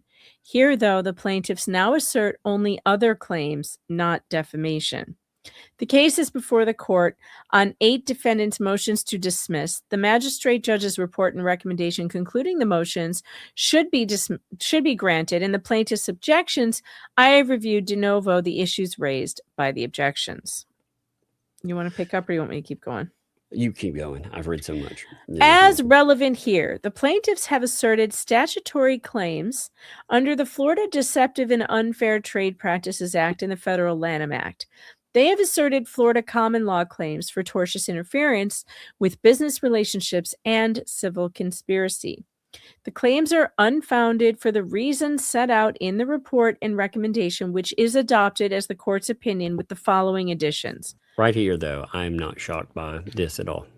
No. I'm not, just because that's basically like a supervisor saying, "Yep, my subordinate. We investigated ourselves and we did nothing wrong." Yep, it's always I agree with my subordinate. That's how it works, Yeah, FDUPTA claims are not limited to sales of products or services. As cases cited in the report and recommendation recognize, actual damages caused by a deceptive sale of a product or service are calculated as the value of the product or service, as it should have been less than the value delivered.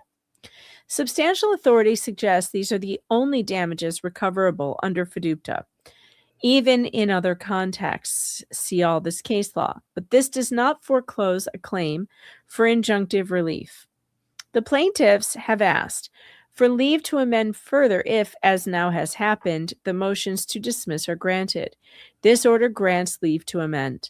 The plaintiffs should note well a third amended complaint that is equally rambling and unfocused.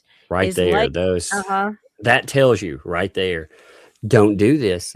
Don't do it again. You better bring some magic sauce to the table, Well, and I don't think it's fair to call it rambling and unfocused.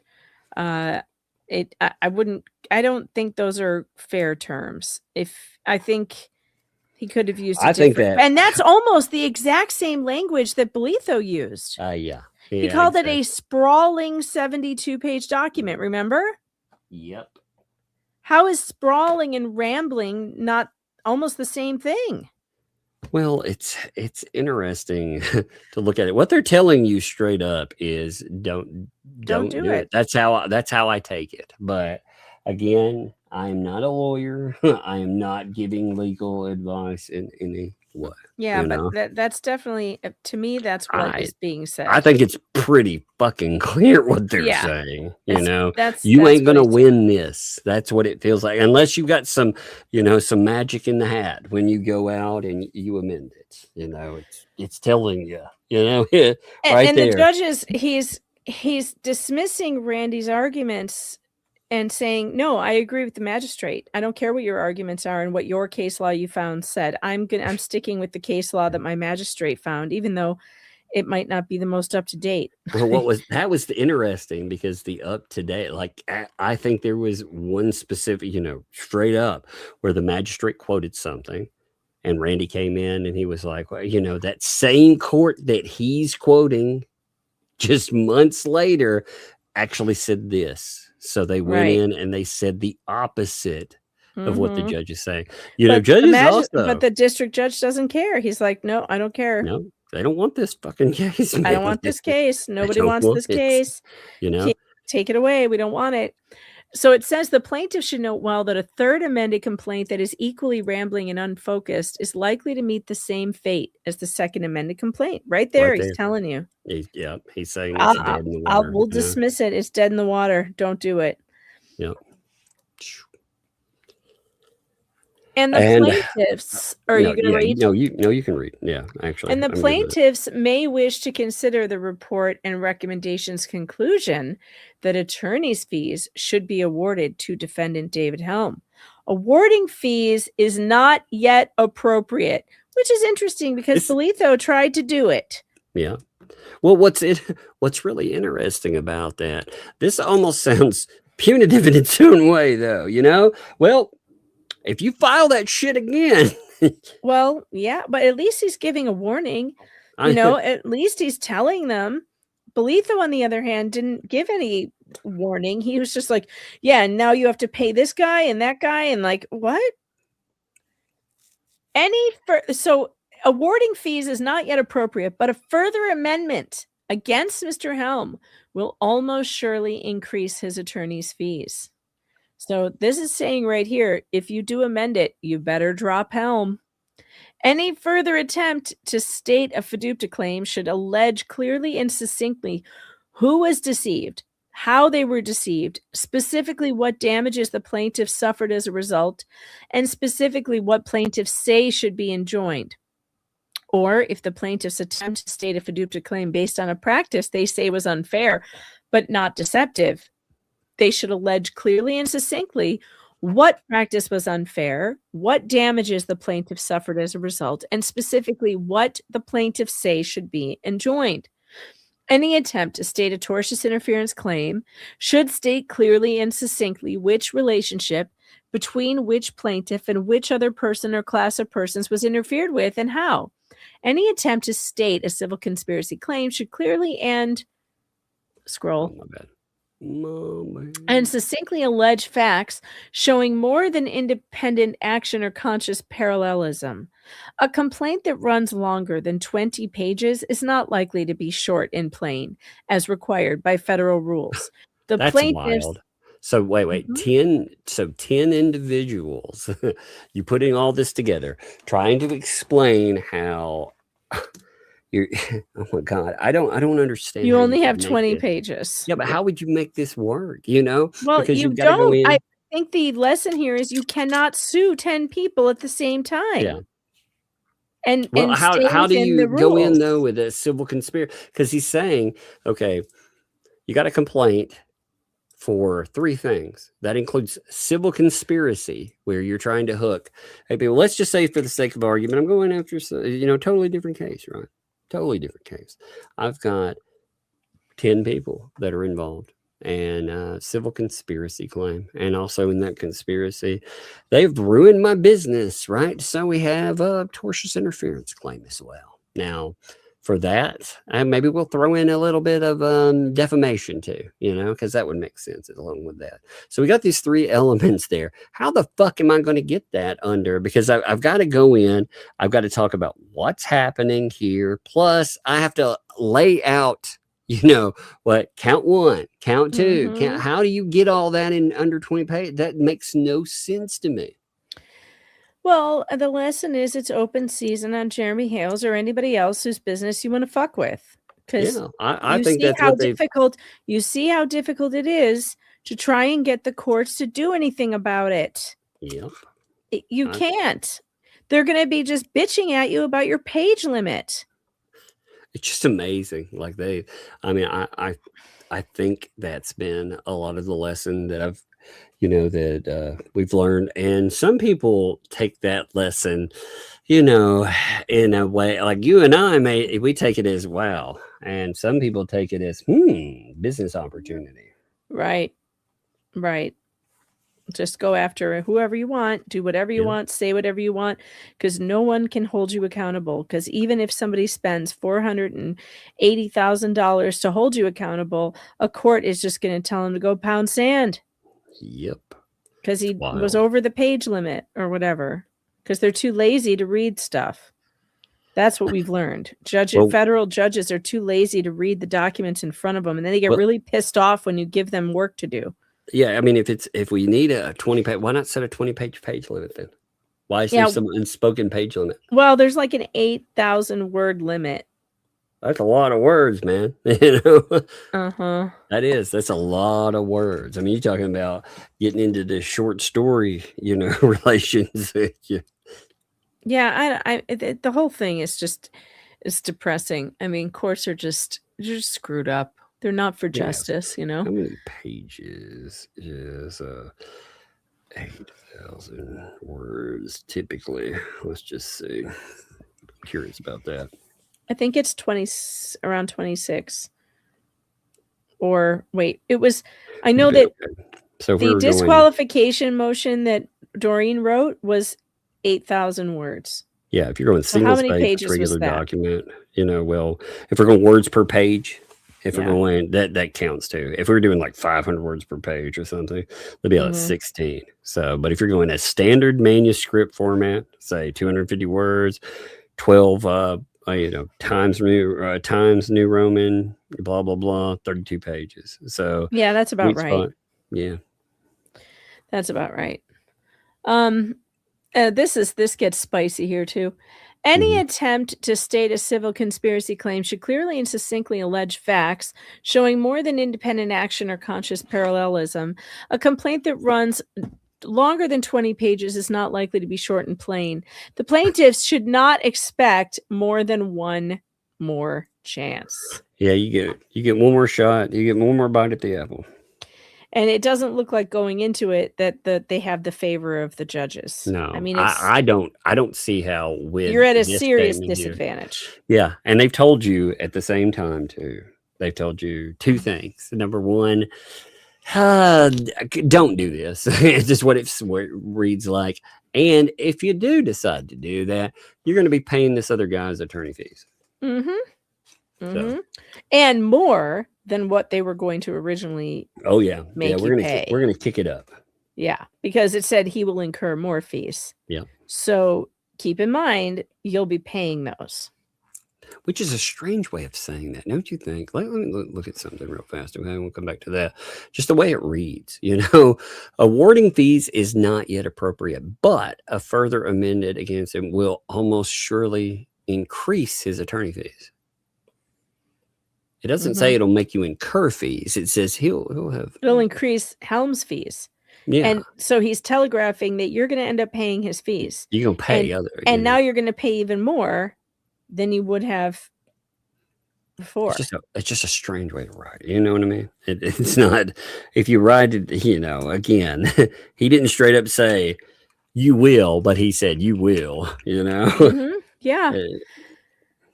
Because the report and recommendation already analyzes the substantive issues likely to be presented by any motion to dismiss a third amended complaint. This order directs the clerk to refer any such motion directly to me, not the magistrate judge, thus conserving judicial resources. It is ordered. The report and recommendation is accepted, except that leave to amend further is granted, and attorney's fees are not yet awarded in Mr. Helm's favor. Not yet. Not yet. The pertinent motions to dismiss are granted. Okay, scroll. All right. So all claims are dismissed against the defendants John Cook, Bruce Marskin. Marskin. Well, Marskin. So Manskin's still in. Yeah. This guy, his brother Marskin is. Lisa Lee, Marla Hughes, David Helm, Robert Kesey, David Teschendorf, and Raymond Bonebrake. The plaintiffs may file a third amended complaint by April 2nd. I do not direct the entry of judgment under Federal Rule of Civil Procedure 54B. The case is remanded to the magistrate judge for further handling, but the clerk should refer any motion to dismiss a third amended complaint directly to me, not to the magistrate judge. So ordered. So ordered yesterday. Yeah. Yeah. To me, this is him saying this is the make it go away. You need to make it go away because I'm going to make it go away if you don't. I think honestly, looking at that, I feel every time we bring that up again, not giving legal advice, I just feel like that's That's something to note, because again, there may be some kind of strategy I am not seeing here, but I don't feel like that. I feel like I feel like he paid money to the point he got some stuff out of there that was maybe not connected to Belito or with Hinkle or whomever. I really do not like that this right here is stated in this, because again, they have mixed Dan Owen into that, and what this makes it feel like in that is you won't get justice for anything in that, son. Yeah, that's exactly what I think that they're telling him. Yeah, which is, I mean, if that's the case, are they already see what is this saying about Fed 1? Well, I actually think that Belito has already telegraphed his feelings about Fed 1. I think he feels differently about Fed 1. And he has said so. He said, you had Fed 1. You had them in this other case. That one was going along fine. But then you filed this other one that I told you not to file and got yourself tied up in this. I think he feels differently about Fed 1. And I think he should, because Fed 1, I think, is a good case. I think without Fed 2, you would not have had your, you would have not had the thing that really hamstringed Bruce. Yep. I think Bruce got himself really wrapped up in stuff. To be honest, I think when you look at that and you look at what happened with the bankruptcy and stuff, considering like who you're wanting to deal with there, you kind of got a bargain. But it was their actions, and it caused their action. Now, there was no way, I'm not saying that would have been pre-planned in any way, absolutely not, but it screwed them up, and it gave you wins, which is really interesting. And I don't think that we would have seen a bankruptcy and the idiocy of filing that bankruptcy without Fed 2. So I don't think it was a total loss. I think you can walk away from it feeling good about it because it caused your enemy to falter. Well, and you also make mistakes. You don't have to call it you're still in stuff, and I mean, again, Bruce is facing a practicing without a license investigation. Lynette's facing a bankruptcy. She's going to lose her property. He's potentially facing a lawsuit that, again, with that, if they go after him lawsuit wise with that as well, I mean, you've already got an order attached to it. How do you deny you did it? So the stuff that he tried to pull with that, I think that would be interesting. Yeah, he's been found guilty of practicing without a license. I mean, I definitely go after, and again, it's because Bruce has not been able to control his fucking, I think he is so obsessed with taking these people out that he made a huge mistake in that. That was what he was doing there. And again, I believe it's because of some of these courts, like where he felt he could get away with anything with the federal court. Once he did that, you can see that. Oh my God, these people are crazy. Oh man. Well, and I think too that there's other things still going on. There's the lawsuit against Leslie Federigo's and her idiot husband that we have going on, that I think is a much easier win. Oh, that's a winner of a case, dude. It's just there's so much stuff in it. So we've got that. We've got Bruce facing unlicensed practice of law, Lynette facing bankruptcy, and she's going to lose her property. Then there's something else. Oh, the Ohio contempt case. Now that'll be interesting to see where that goes and how it goes. I don't see if I'll say it this way: if Ohio, if he does not get something with Ohio, I don't feel like you can ever get justice. Just because with that, how many things have they done? When somebody rolls down the window and speaks to you, that how do you say that that's not contact? I mean, holy crap, that alone should be a problem. And then all of a sudden, I feel like these people have they don't care if they hamstring Lynette Preston though. you know, Mm-mm. and that was something, you know, you try to, I've known other people, again, that was something that Tina tried to describe to her too. She was like, these people Mhm. don't care about you. They don't care about the kid.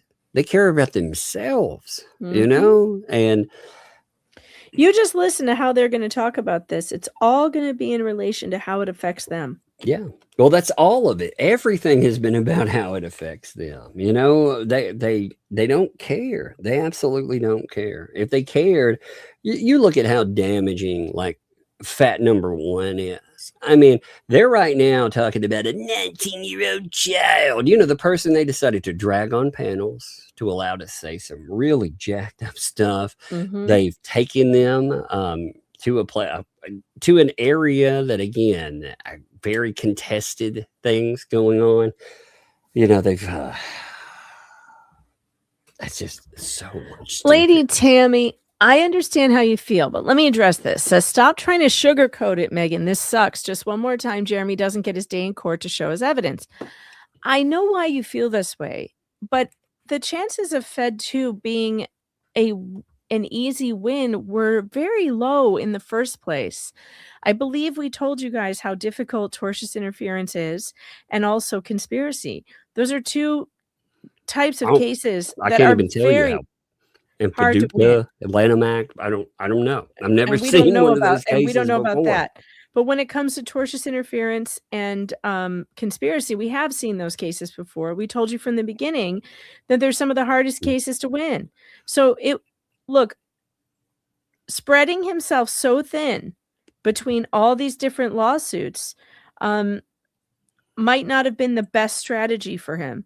But it doesn't mean that it's all over and he can't get any justice. That's not what that means.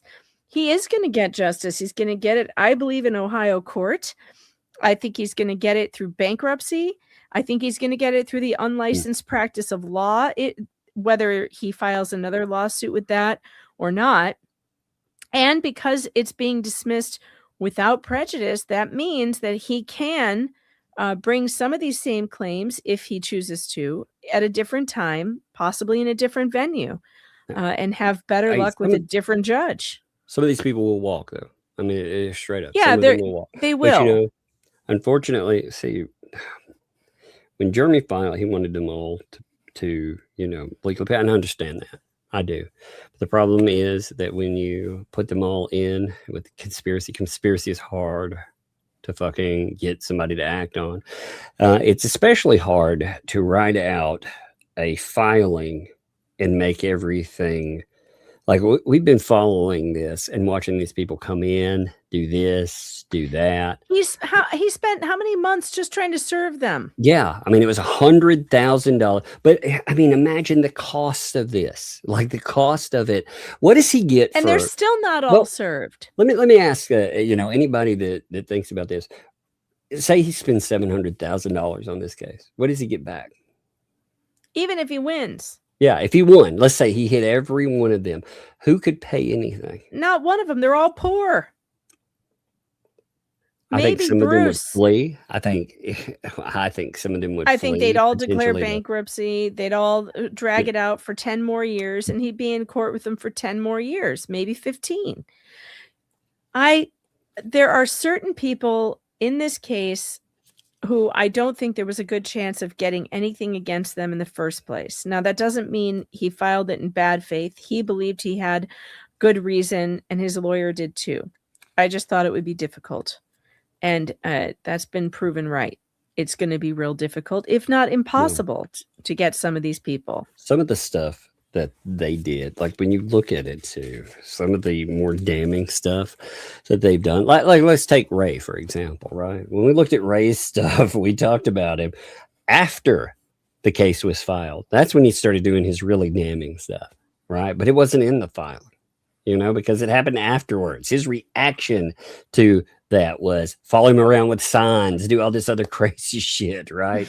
Yeah. But you know, also, I mean, like I said, you know, he could spend $700,000. I mean, that's possible. He could really spend $700,000 on this case. It can happen. And when it happens, what does he get out of these people? Now, there's certain ones. I'm not for any stretch of the imagination saying, like, if it were me, I'd definitely find my way. I'd strategize and figure out how I'm going to get certain people. There's like fat number one. I would not let them, because they have done so much awful and damage. And one thing, it doesn't change the fact that Jeremy has lost a lot of business and he's suffered damages. The question becomes, what is the best way to mitigate those losses? Well, yeah, to mitigate damage and future damage. And See, future damage. There's a real future damage that I would, when I'm looking at all of this, I look at a lot of false accusations and terrible accusations. And one of the things that has to be challenged, and part of it will be challenged with lips and chips, but you also, I believe, have to challenge it with 2L, is the SA allegations. That has to be done, because the damage doesn't happen today. Those right now, they came in the middle of all of this stuff. Could they have done damage? Yes, they did damage itself, but the real damage that they do is 5 to 10 years out, because those are the kind of things some asshole online will dig up without any context in 5 years, and they will say that this person did this, and it won't matter what the fucking answer was. And it could be even worse, because you don't know how the social climate will be at that time either. Who would have thought like a Me Too would roll in? If you could have another one, you could have something like that. God knows. So I think you have to do something that addresses those things. I think those, again, I think you've got a very easy, not just a case, but an easy case against lips and chips, and that once they fall, you can take. I think 2L we have a down. very good chance of getting her declared a vexatious litigant. She meets the criteria. Oh yeah, and stopping her from doing this to other people down the line. That would be worth a whole lot to me, and I think to Jeremy as well for what she's done to him. There's all that unlicensed practice of law thing is huge. Bruce is going to regret the day he did what he did there. And again, but does it suck that some of the, it does. I agree. It does, because some of these people are, pieces of garbage. Some of them though, it'll be real funny to see. Look at how many, again, like Stupa, he will be nothing. Again, he will be absolutely nothing. That's why he's trying to get involved right now, yet again, because he's nothing.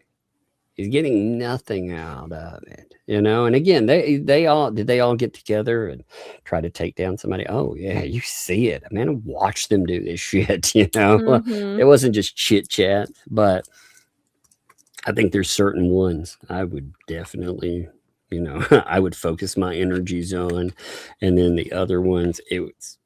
God, it's fun. There's also a message in this stuff too. The other message is, and I hope they've paid attention to this, is if everything goes, then that goes two ways. There's a two-way street with that kind of stuff. So some of the stuff that they've done, again, if everything goes, they better be glad that they ran into people, and I think they prey on people that have better morals and a better than they do. Yeah. Yes, I mean that's part of it, because if it was tit for tat, then good Lord, they would most definitely sue over the issue. Since we now know that it's not a conspiracy, I guess, to hire paid-for harassers, they better hope somebody doesn't come along with more money than them to hire some paid harassers to do it to them. Indeed. Well, if the courts aren't going to hold anybody, if they're not going to hold anybody responsible for it, and it's not against the law to hire somebody to harass people, like a Paint Chips or somebody else, oh, well, I guess game on. Well, what's really interesting is they're terrified that somebody is sitting around listening to their conversations, with some kind of, they're afraid somebody's out there with a list. Clark Stark, man. He's the best. Well, it's interesting that they think that, because they're afraid of something that they would hire a That person they to would do. harass, and Yeah. and again, it'd be much cheaper to do something like that. Apparently, the Imagine going what $400,000 could have bought you in those kinds of activities. actually, I mean, hey, if we're talking about Fed, let's see how much money was saved on. I'll come up with a total. I'm saying easily $400,000 minimum for Fed 2. If you're out Mhm. that, what would that $400,000 buy you? That's a Yeah, good question. yeah, That's a yeah. good question, because we've already found out that apparently it's completely legal to hire somebody to just make somebody's life a misery. Yeah. I Interesting. mean, I just, oh, I'm amazed that these people, they think it ends with Fed 2. You know what really scared them, that Jeremy said? It scared them when he was like, like, I'll be here To be in forever. court with me for the Yeah. rest of your life. Yeah. Yeah. I mean, that did. It scared them. They were like, oh, shit, But the thing that should really scare them, too, is that without Jeremy Hales, they're nothing. They will go back to, so they can. If it was as easy as to ignore them, then he could have just cut it off at any time. And certain ones, it's not that easy, because, I mean, they have done stuff that is so, I mean, again, they've gone after platforms. They've done the damage they can. And some of these fucking folks, they've law enforcement has allowed them to weaponize law enforcement. It's just crazy shit. This thing is unreal in some ways. But Fed 2, all we ever got out of Fed 2, I personally am, and again, this is not a comment on the case or anything else, but, I would tell Megan, and Megan would tell me, and then we see Fed 2 come up, it'd be like, fuck this case, because all it is we're going to cover how you can't serve a person. How you can't serve anybody. That's all we ever cover in this is, oh boy, can't serve it's him. another non-service one. Woohoo! I mean, it's crazy that they allowed that to go on, and they're allowing people to avoid service. Does anybody think Jeremy really should continue to spend his money to not serve people? I mean, So it's what's like, going on? come on. Here's my question too. What's going to go on with paint chips during this? You notice all the other Oh, people paint that- chips has not been dismissed. I know, that's what so as far as paint chips is concerned, what's going on with that? That's my curiosity is for sure peaked in that one, because he's still in. And maybe that's why he's like, I'm going to write the court, Maybe that's how Jeremy gets justice against him, is that he actually is the only one that gets left in. Wouldn't that And be maybe he jacked gets up in that- front of a jury with paint chips. Wouldn't that be fabulous? Oh my God, that'd be crazy. Because I mean, paint chips has got to feel abandoned in this. It's here, Maybe you rewrite the amendment. You drop everybody except paint paint chips. chips. You drop off everything except you talk about the revenge prawn. Yeah, you beef up the stuff against paint chips. Oh my God. I mean, if I were paint chips, I would be very irritated though, because all these other people, they'll abandon him too. Like as a paid, they don't give a shit if he gets hamstrung either. If he went to jail over this stuff, none of these people would care. They wouldn't lose a second of sleep over it. No, in fact, they don't even like him. I mean, Tammy J was totally God, you trolling could him tell. with the did you take it over and Yeah. over and over And again over in jail and by prison bee? Is that true? Oh my God, that was the greatest trolling I've ever heard. Tammy J, I'm a fan. I'm officially a fan of yours. I liked that one. I thought that was funny. Oh, people were emailing me last night saying I've never laughed so hard in my life at Paint Chips' face. He was when he not was happy. You being could see asked it. about taking it and taking it and Yeah. taking it. I mean, for real, this is a dude, like this is a dude who wrote an article about how he took it and took it and took it, and it wasn't fun. And then she's over there. She's like, she had the balls to say it to his face. Oh my God, girl, get it. Just get it. I mean, that was so good. That was like, it was like the best moment ever. Tammy J is a breakout star in season 7, man. Yeah, I didn't expect that one. I never expected to see, I mean, his face during that was so funny. That expression, Unforgettable. he had no, I have rarely seen him at a loss for words, but he certainly didn't. He know what also to say got then. worried. He was like, what did they say? He Yeah, like he did. Oh my God, you know what? That's what people need to find. If somebody find oh my somebody who boy. was in prison with Jeremy, him. that's what you need. Jeremy, that's what you need to do. You need to find, you really want like a real freaking thing that'll get to somebody like this paid harasser. Let's Since find who he was in prison with. Yeah, find one of those, and why don't you interview one of them? Because he apparently doesn't want that. Jeremy, send me. I'll go into Rikers or wherever the hell they kept him, and I will interview his prison cell roommate. Okay, we'll do it on film. It'll be epic, and he can tell us all about how he cried himself to sleep every night into his pillow. It'll be beautiful. Dude, that article he wrote was just wild. I was like, oh my God. You know, it was like, oh yeah, Judge, it was I don't even know why you would write that article. In fact, as a paid harasser. It was because he was trying I don't even think it's true. First of all, I don't think he was telling the truth. If I did, I wouldn't laugh about it, but I don't think he was telling the truth. He did it to impugn the DA, right, who put him away. So it was about how the conditions in the prison are so bad, and this particular DA is the one who put me there, and just trying to smear the guy who put him away. That's what it was about, which is why I don't believe him. I wouldn't normally laugh at prison abuse, but his telling of it was unbelievable. When I came down here to sleep. When you came down here to sleep, yeah. Yeah, I didn't even notice this was the. Hey, here, let me ask you a question. You know, when you were laughing at Sissy and saying that you didn't have a lockpick, did you hide it behind your back or something? Is that why she didn't see it? No, I hid it in my little, my jewelry box. Yeah, I put it in one of them. Did you hide it before you were standing out there when she was accusing you? I thought you had. Didn't you have it? Did you hide it on you, or did you already put it up before you? I put it up every time when I unlock it. Oh, so she doesn't get it. Oh, and then you go in. I see. Smart. So she unlocks it, puts it up, then goes in. That's very smart. smart. Hey, that's a smart cookie. Yeah. Yeah.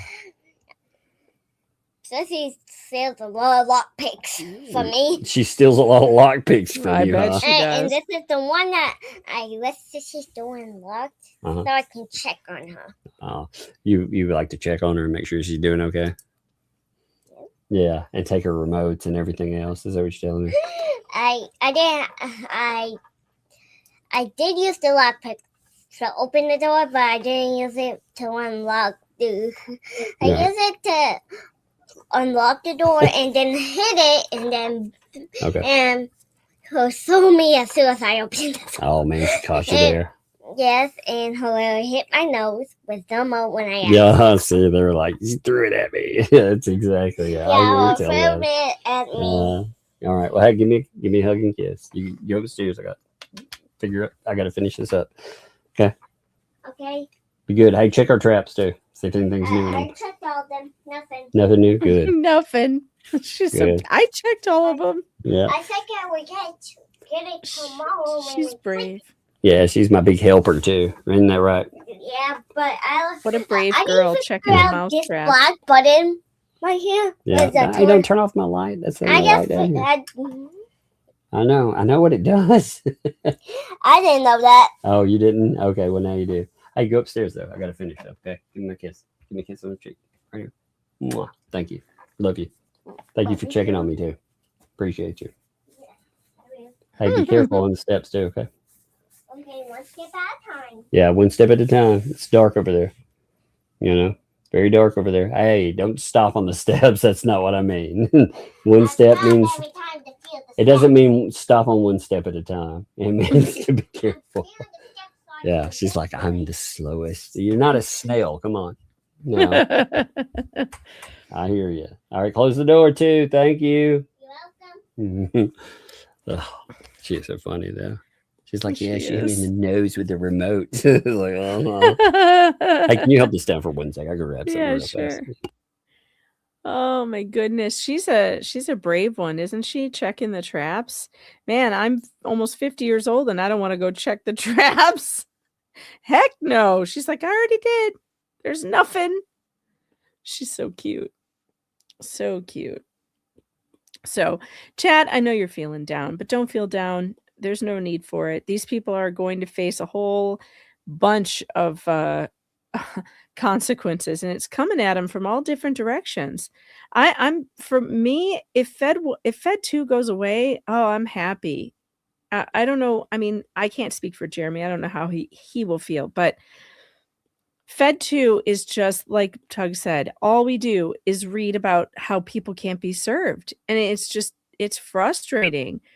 And I don't think they ever intend to let it go forward. I don't think they ever did. I think that's why the judge was like, well, so no, you can't, you just have to keep trying to serve these idiots who are clearly evading service. I think it's just going to be a lot less stress on Jeremy. That's what I think. And he needs less stress. So if he chooses to let this one go, he's still got all kinds of irons in the fire. Oh yeah, I'm curious.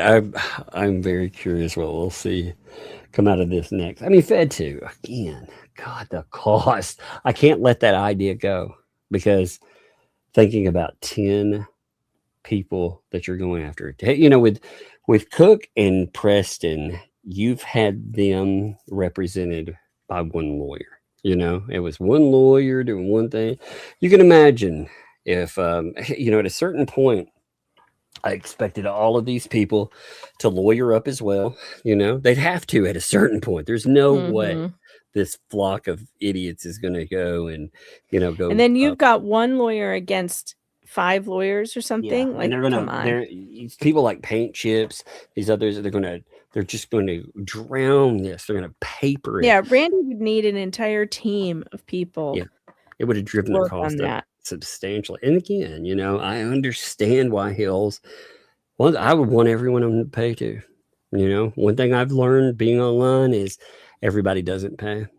You know, when people, this is why when people have said horrible things about me, people are like, sue them. Well, this is why you know. This is why you don't. And this is why I tell people all the time, yeah, I could have sued all kinds of, like, they're like, oh, you should sue her for saying this or sue her for saying, well, I could, but I believe that my reputation speaks for itself. And I don't sue unless I absolutely have to. I think, and that's a rule I live by. Jeremy's unique in this with these people live across the road from him. You can't help but have them interfere in his real life. And it's amazing because they, again, the way that order talks about this as a war of words. You know, you have protective orders that are involved. That's not a war of words. That's a war of actions. When somebody pulls up and talks about getting the pew pew out, you know, the next thing's going to go bang, or they've pulled out a pew pew or whatever. That's not a war of words anymore. That's something more. And for them to minimize that idea, especially again with the Dan Owen stuff. I think the Dan Owen case is one of the more interesting items. And I think every freaking YouTuber should see what Dan Owen said about that. His defense is damning as far as that, because that's what they think of us as law-abiding citizens, you know, that I believe there are more protections for you as a criminal, as long as you're useful, you know. Think about this. You know, there's a case out there, Duncan Lemp, was a terrible case of a police shooting gone really wrong. They shot a man in his home because he had a shotgun, which was completely legal. They did a no-knock 4 a.m. raid and somehow shot this man while he was sitting up in bed. And it has been 6 years since that happened. And the FBI or whoever was in charge of it, whatever law enforcement was in charge of it, is saying it's going to take another 6 years to release all the information about this case. So the government can come in and literally shoot you in your bed for no reason. And it can be 12 years before they have to release anything. Like, that's what you're up against when you're talking about government and what they can do to you. So, no, I am not surprised that they're covering up for Dan Owen.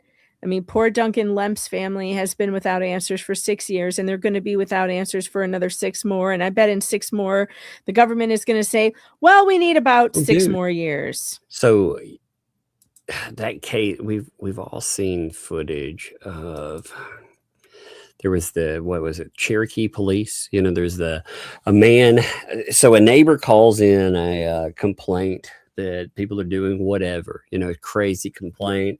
It's about a man, his wife. They bring in, you have Cherokee police, you know, you have the Cherokee Indian police, SWAT team, and you have other police as well. They converge on the home. It's, you know, awful o'clock in the morning.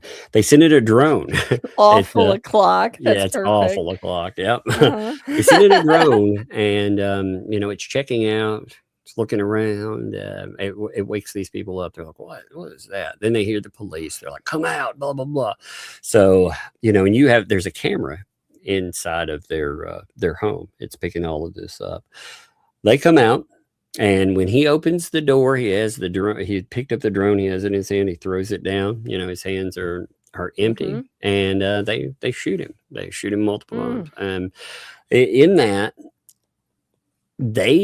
at first they come up with this wild story about, you know, what he did or didn't do. They didn't realize that he had it on camera. You know, so they come up with this cover your ass story about all the, you know, again, about how he threatens the police. He does this. They have to respond. Then that comes out. Well, anyway, the way that they rated the things that they did, the incompetence of just shooting some unarmed man, guess what? They were all cleared.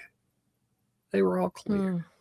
So apparently you have a SWAT team come to your home, open fire on you when you're unarmed, where it's an illegal raid. That's what happened to Duncan Lemp. Same thing. I mean, and they won't even release the files about what the information they had to make that raid. It's incredible how much injustice there is. There's a video right now just to tell you how corrupt these fucking things are, man. That guy we were talking about last night. So it's on. There's a video. You should check it out, by the way, folks. I highly recommend you check it out. It's a We the People You, like university, just cut off you, the word you, or letter U. It's got 2 cops. It starts out, there's body cam footage of what I'm talking about. This sounds crazy, but this is all there verified. So guy ends up getting pulled over by the police, will not let them search his car. They get butthurt. Either they wanted to set him up then, or they just got butthurt about it not doing what they wanted. So they go to his house. They plant methamphetamine. They didn't you show that last night? Yeah. That was so crazy. they take it's crazy because this again all on body cam footage. They set this up for probable cause. They go back to you know, the police, fucking the squadron, whatever they call it, the precinct. That's it. And you can tell they're all, you know, they're hyped. They're setting this up. Some of them are in the know, some aren't. But then they go back. They collect their probable cause that they set up. They go to his home. They're going over with a warrant to raid. It takes him 90-something seconds to open the door. During that time, they say he barricades the door, which you can see them kick it in. It's not barricaded. He manages to get to the door in 90 seconds, by the way, from sleep. That's pretty good, putting your clothes on. Yeah, that's well, they pretty said good. He was trying to flush and managed to flush all the drugs in the home. So all they brought back from the raid was a clear plastic tote of toilet water. Oh, Just God. toilet water. Yeah, that's the only evidence against him. They arrest the guy. They, arrest him over all kinds of crazy stuff. Well, of course, he starts requesting body cam footage. They give him run around for a while. Then he finally gets it, and he believes they sent him the wrong thing. Because instead of They sending probably him, didn't even know that their body cams were recording while they were setting him up. one of the people I believe that was involved in this is one of the officers that is in charge of reviewing body cams. So, Oh my God. that would have been. This is like Robbie's wife not redacting anything. This is so much crazier because this person here, they would have, they would have control over whether or not that footage exists. It's illegal to redact anything. That was the dumbest thing I've ever heard. They really did. They said that it is illegal to redact personal information. Oh my God. It's illegal. If I mean, what? Have they ever seen how like this stuff comes to be? Oh my God. Have you ever listened to someone like Lackluster, for example, complaining about like how they'll redact everything sometimes, Yeah, it they'll looks even like take the CIA sound redactions. out. Yeah. They make crazy. ridiculous because they get to the side. Anyway, I'm gonna hit super chats. All right. Well, I'm gonna head out. I got kids. I got another sick kid today. If you can believe that. The sickness is making its rounds again. Please pray that I don't get it. Although I was pretty sick last night. Do not get sick. I got yelled at yesterday for interrupting you last night. Someone was like, "Why did you interrupt Tug to play a song?" And I was like, okay, I have a good excuse. I literally got sick and had to run away from the microphone. Actually, just a note on that too. Megan had texted me earlier on the day. It doesn't matter. She can interrupt me anyway or whatever. It was her show but anyway. If it sounded abrupt, it's because I was like, yeah, shut up. I gotta run. Yeah, she had texted me though, and she was like, "Oh, if I get sick or something, cover for me." I was like, if I just mute with no explanation, I'm literally sick. You saw that happen because I don't remember what you parked the screen on, but I was like, well, I can't really fix that part because Yeah, because I didn't come back until after it was over. Yeah, there was you had a document or something. It was something on the screen, and I couldn't freaking control that part. People were yelling at me in my comments. They're like, "Why'd you interrupt Tug?" I'm like, "Oh, I'm sorry that I was running for the bathroom like puking." Okay, sorry. She's terrible. What a monster. Such a monster. Anyway, Tug knows that when I interrupt him, it's for a good reason. Right, at least it was last night. You did, yesterday. I don't know, man. As much. It's not like it matters. Like when I wanted to say something earlier, actually, because I knew I'd lose my thought otherwise. I was like, no, I'm going to butt in right here. So I did. It was kind of abrupt while you were doing something, but who cares if you got? It doesn't matter. I never get mad about that. But I had such a bad headache yesterday. And sometimes when you have migraines like that, it comes with nausea. And man, it hit me. And I was just like, holy crap, I got to go. Like right now, I got to get off this microphone or it's going to be all over my keyboard.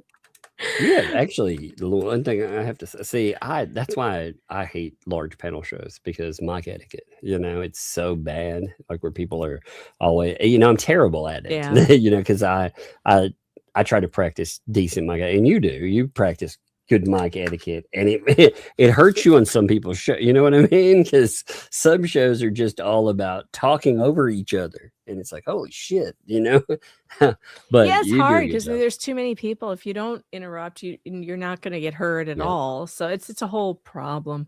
That's why I like. All right, I'm out of here. You have a wonderful rest of your night. Good night, chat. Later. All right, let's hit this stuff. He's Poindexter kicked it off. Thank you, by the way. Much appreciate you. 10 giftos. Boom. Right from go. I love it. Love it. Love it. Love it. Thank you. Thank you for that. Let's see. Ace. So in the what? I don't know. I don't know what it all says. I'm gonna say Ace. I'm sorry. Thanks for the 8 months. Just got dinner in the oven and sit and enjoy the show. Going to be a good one tonight.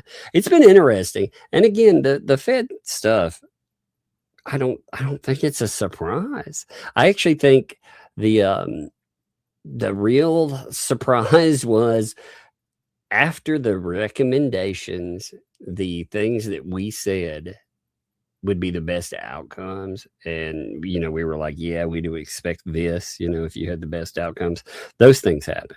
That was actually, again, the biggest thing out of all of that, I would say. But it's interesting that bankruptcy just gets worse and worse and worse, in my opinion.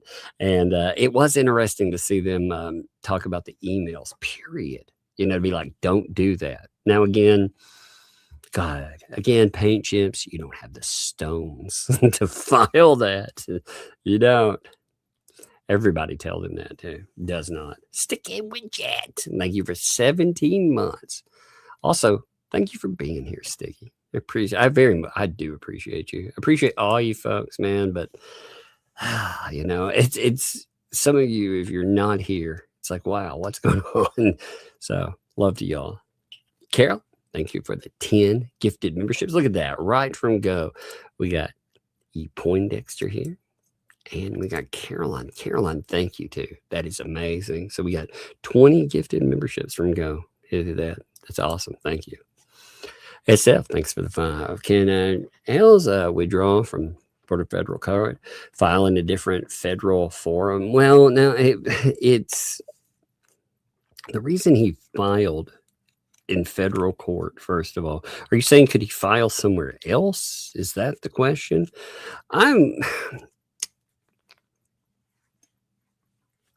I'm curious about, actually, you know what? I'm curious about something in that question. I want to find something out. I'm going to ask something. It bridges off of this question, okay? And I'll come back to it. It won't be now, but I'm making a note for it, all right? Because I want to ask a different question, but it relates to that I'm curious about. But I need to ask something. I think it's even portioned with legal strategy. You gave me an interesting idea, I'm very curious about. That's actually, let me come back to this, okay? Thank you, SF, by the way. I just, I don't want to blow it off, and you gave me an interesting idea, but I don't want to give you a half answer. So I'll come back to that with something else too. Yeah. Just Jay, thanks for the 5. Deuce jumped the gun on bankruptcy with bad advice and hosed him with this. Yes, they could have sat tight and waited. Now they're in a heap. Yeah, indeed. I think, with the problem is though, you have Lynette Preston. She is the one person that potentially out of anybody that would pay, they don't care. They all get theirs except for Lynette. Lynette, she didn't get her money. She didn't get the stuff that she thought, like the big payday and stuff that she thought was coming. She got fuck all for that. I mean, absolutely nothing with it, which is wild. They walked away with that. They left her in the lurch. It may actually hit her with if Ohio hits them and puts them with a freaking multiple years attached, oh God, it could be crazy. So we'll see. But yeah, I believe that that the bankruptcy, I don't just believe it was a bad move in that they jumped the gun on anything. I believe it's a bad move because it accomplishes nothing. With malice, if you do something with malice, you can't discharge it. So that's her real problem. Like if Fed 1 rolls over on her, and it's funny too, they all wanted to use her as a test case to see if bankruptcy would be appropriate for all of them. But now they're like, who cares? So screw her. It's amazing, isn't it, Jay? Fun time. So William, thanks for the 2. Where now I have a machine gun. Yeah. Ho, ho, ho. Well, the ho, ho, ho accounts too. That is the Die Hard reference. Actually, I'll show you. Let's see. Give me 1 second. I won't play the clip, but Die Hard now. I have a machine gun. Yeah, it's a beautiful little thing. If you've never watched Die Hard before, he takes out one of these people. I think the movie's been around long enough to show this. I don't think if it's a spoiler, you'd ever watch. Well, these people, they end up breaking into the Nakatomi Plaza. And when they do, you have Bruce Willis, who is there. He's a wild card. He has no weapon really, but he's picking up stuff as he goes along. And he ends up, when he takes one of these guys out, he ends up, he's upgrading. It's just like a video game almost. And he writes on the guy's shirt, telling them, he's like, now I have it's a Christmas. That's happened at Christmas. That's why you get the ho, ho, ho. But he writes on there, now I have a machine gun. Ho, ho, ho. So it's a beautiful movie. If you've never seen Die Hard, you should. Love it. Sailor Dark Jupiter, thanks for the 2. If things go wrong, would appeals court be better? Not for this. No, I don't think so. I think you have appealable issues with stuff. This case, again, we've gone nowhere in this case. So it's like a brand new case. They're telling you, Lanham Act, not going to work. He even brings up defamation. Some defamation claims, they would work in it. So when he brings it up, he's saying, well, maybe some of these people should eat a defamation claim. No. But the way he went about it, like I said, tortious interference, difficult cases to put together and win. They are, even though I've watched many of them fall, and they were bad. I mean, I'm talking about bad cases, but bad conduct by people. Hard cases to win too. But no. Maestro, thanks for the 2. That was a great movie, both old and new. Oh, you talking about The Thing? Is that what you're talking about? The Thing? The Thing, the new one, the prequel, I liked it. I think more people are starting to like it. Now, I hated that they forced the practicals out of it. I think that was the studio thing, especially the end, with the pilot thing. It ticks me off. But besides that, I actually like that movie now. I went to theaters and watched it. One of the things I loved, by the way, so my kids never, in this house, we celebrate a few things. We celebrate Resident Evil, and we celebrate The Thing. The Thing is probably my favorite movie. It has been my favorite movie for the longest time now. So one of the funny things with that movie is that when the beer bug hit, we have a local theater. Our local theater was desperate. So they put out an offer that for $50, you could rent out one of their showings. You could bring in any movie that you wanted and show it on the giant screen, because they have their different ways of playing, but one of them is they can play Blu-rays or whatever. So I was like, what would be awesome? My kids have never gotten to watch The Thing on that. My oldest has seen it. This is what she used to call it, Monster Dog. It's the movie Monster Dog. Well, for $50, man. You waste $50 on anything. I was like, all right, I'm gonna rent out that stupid freaking thing. They would it's a small mom and pop thing. It's a little bitty business, but they also would make food if you wanted. So they fired up the popcorn thing. They made some hot dogs. It was amazing. It was. I invited 2 friends, and that was amazing. It relegated the cost to almost nothing. Hey, kiddo, you gotta go upstairs. I gotta finish up my stuff. Give me my hug. Let me have one more hug. Thanks for checking on me. Here, let me read through everything, okay? All right, go upstairs. Hey, I know you're still awake. You can go you can watch some TV if you want to for a little bit, okay? What did happen to my TV? What do you mean? There's a lot of different stuff. Like, I have different rows of shows and stuff. Like, I'll come look at it in a little. After I'm done, I'll look at it, okay? Okay. I don't know what that means, but I will.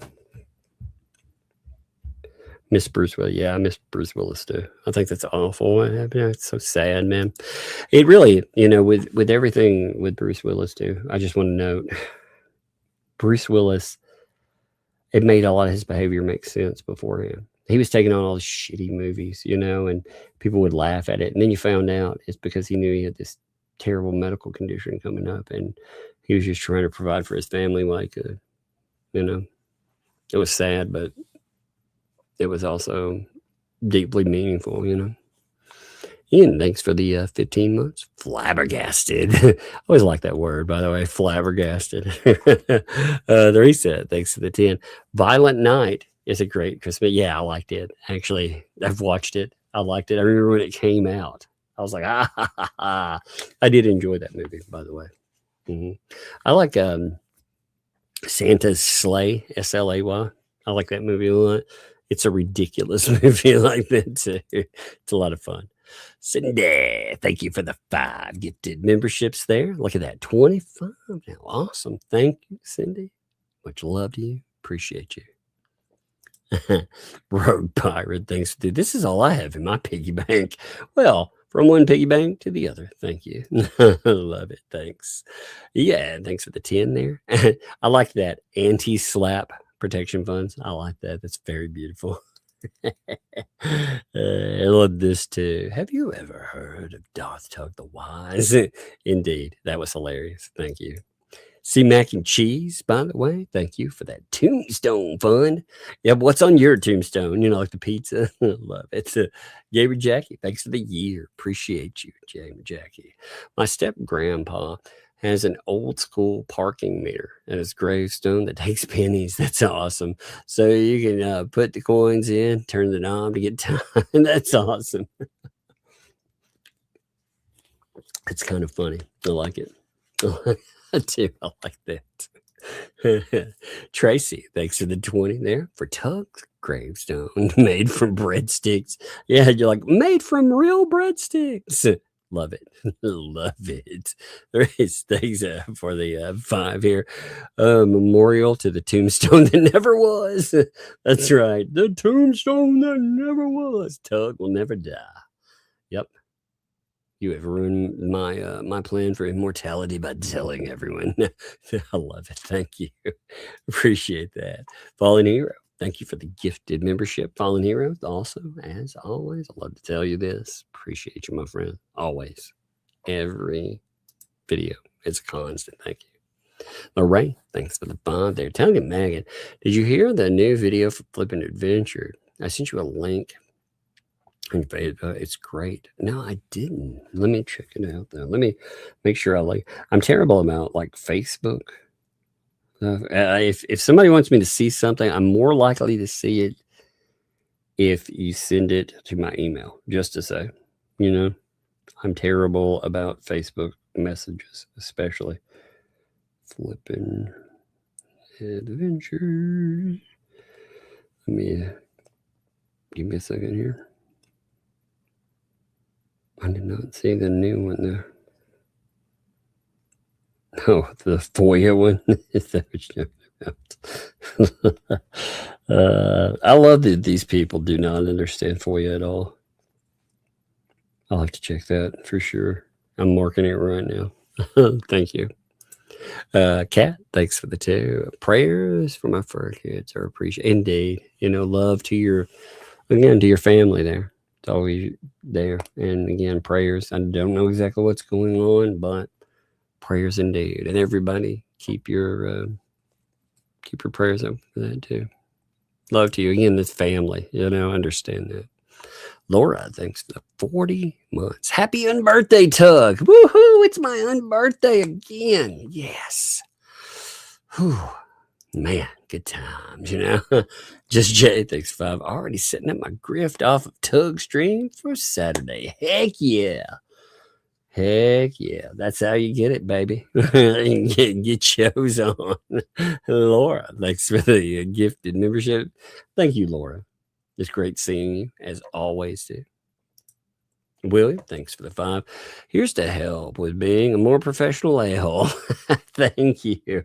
That's amazing. You know what? That's how you make people better. man, this case, like I said, do you ever think like these people really that they think about if this case were to go away, what will happen to them? Do you think they ever think about that? Like some of them, again, the Fats and some of these other people, they've done enough that they have to be, but some of them, like Stupid Dave, like I said, I think it's really funny. Like he seems very desperate because he disappeared for so long. And I mean, what's going to become of him? Oh, look at that, Lorraine. Foya, foya, foya, foya, foya, foya. Can't you see? I love it. Mostly harmless fuzzball. Thanks for the vibe. Thank you too, Evan, man. What about Nick? He went all the way through law school. Hey, like I said, I went. I pulled my my master's out. That was a lot. That was a lot of words, and I went through all. But I got into my practicums. What I found out in practicums is that unless you're going to do specific things in mental health, that a PhD and a master's, they do about the same thing for you. For real. It's crazy. Unless you want to go down specific avenues, it's not going to do a lot, It's wild. I used to work with mixtures of like therapists, for examples. Some of them would have a couple of PhDs. There were a bunch of they made the same amount of money, and it didn't differentiate. It's just wild there. You have to go down specific things. So I always thought, man, I feel bad for them for that expenditure. Tracy, thank you for the 5 giftos there. Thank you, Tracy. It's always great to see you. Appreciate you. Bradley, thanks for the breaking into Megan's basement. Megan's basement, here I go. Thank you there. That one was fun. I read it before. Any more gaming? Thank you. Dropped a hundo there. Thank you for that. Mega breadsticks for Luck and Buck Candy Fun. Hey, thank you for that. That is awesome of you and much appreciated. I took the kids out, by the way. It was a long day. I appreciate you all showing up today. We might not have streamed today, except for the fact that when all that stuff dropped too, I was like, man, we got to go over all that stuff, talk about what's there. But also, like, man, not showing up. But man, today was a long one. But so I appreciate you all being here, and I appreciate that. William, thanks for the 5. Strong words from weak people mean nothing. That's very true. I think we see that a lot in courts sometimes too. We see really strong words that aren't backed up by action, and it's sad, What's up, Max Lab? Thank you. Thank you also for, sending over items. Appreciate that. I know that Max Lab posted these as well. Max Lab is still working on his watch time. So if you want to go out, give him some clicks, but also give him some watch time for sure. Check out, and you can look at the documents there as well. And there's a lot of them. So it'd be good there. Man, on top of the hundo, you dropped 10 gifted memberships too. And that is awesome of you. It's very much appreciated. And again, thank you for memberships, because memberships don't just help out the channel. They hook up other people too. That's awesome. Thank you. SF, thanks for the 5 there. I beat your mouse problem. 24, 30, trapped in 30-ish hours. I don't know what the happening, but finally slowed down. And no, I don't live in the country. That's crazy, man. That is crazy. Now, we had problems like that. I had an old grain bin silo that it was wild. So my great grandfather, my grandfather, they had a piece of property where they used to do all kinds of stuff there, but they had a couple of grain silos, and then they had, hey, you ever see those long buildings? They're set up for grain storage and everything. You know, you had the silo, and then outside it's just, you know, they're buildings. They're higher off the ground, but you know they're higher off the ground, so you don't get as many ground mice or rats. Well, they were old. They're dilapidated buildings. You know, they've been left alone to rot. Essentially, they started becoming background, but there was still a lot of old grain in that, and that stuff attracts huge mice and rats. I went into I didn't realize that. I went into one of those long houses, and my God, it was like the walls were alive. You could just hear the walls moving. There were so many rats in it. It was creepy, you know. In fact, I had I can't remember. I think it was an uncle that went over there, and he was like, "You want to see something really crazy?" And he pulled one of the boards loose, and when he did, it was like underneath the skin there, underneath it, the walls were alive because of all the rats. It's just, it was gross, man. They went everywhere. I mean, I've never seen so many rats. It was creepy. Rewrite. Thanks for the 2. Tug by a rattlesnake, let it roam no mind. That's true. That is very true. That's proper advice right there. Love it. Love it. Kids might not, but I would. What's up, E. Poindexter? What's up? I appreciate you, by the way, too. Thanks for the 10 there. Squirrels are just about here. You know, most fun is peanut butter on the end of a clay pigeon. Here with me on the remote. We get a lot of squirrels. Our squirrels aren't terrible. You know, they're a menace if you like feeding the birds or whatever. But my squirrels can be a menace. They do some crazy stuff, but you know, it is funny though. Sticky. What's up, my friend? Drop 5 giftos. It's beautiful to see you too. And to be able to say, sticky widget. I love it. Thank you, my friend. William, thanks for the 5. Speaking of people that haven't been around, has anyone seen Debbie Baker? No, she's having a rough time. I haven't seen her. I thought I saw her like recently. I get my memory spotchy. But yes, Debbie Baker. Are you out there? What's going on? And love to you. And thank you, William. Thank you for asking. Carolyn, thanks for the 5. Why did they say that this is a case worth going forward and not have it going further than what it has? Well, with it, they're saying with the case, actually with 2, they're saying unless you amend it and do X, Y, and Z, that it's not worth going forward with.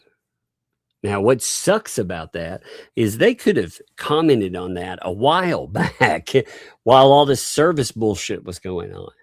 They could have saved Hale another $50,000 or more, but hey, you know, what's what? But yeah, I mean, I think they were pretty direct in saying, you know, we don't like the argument. We don't like the case.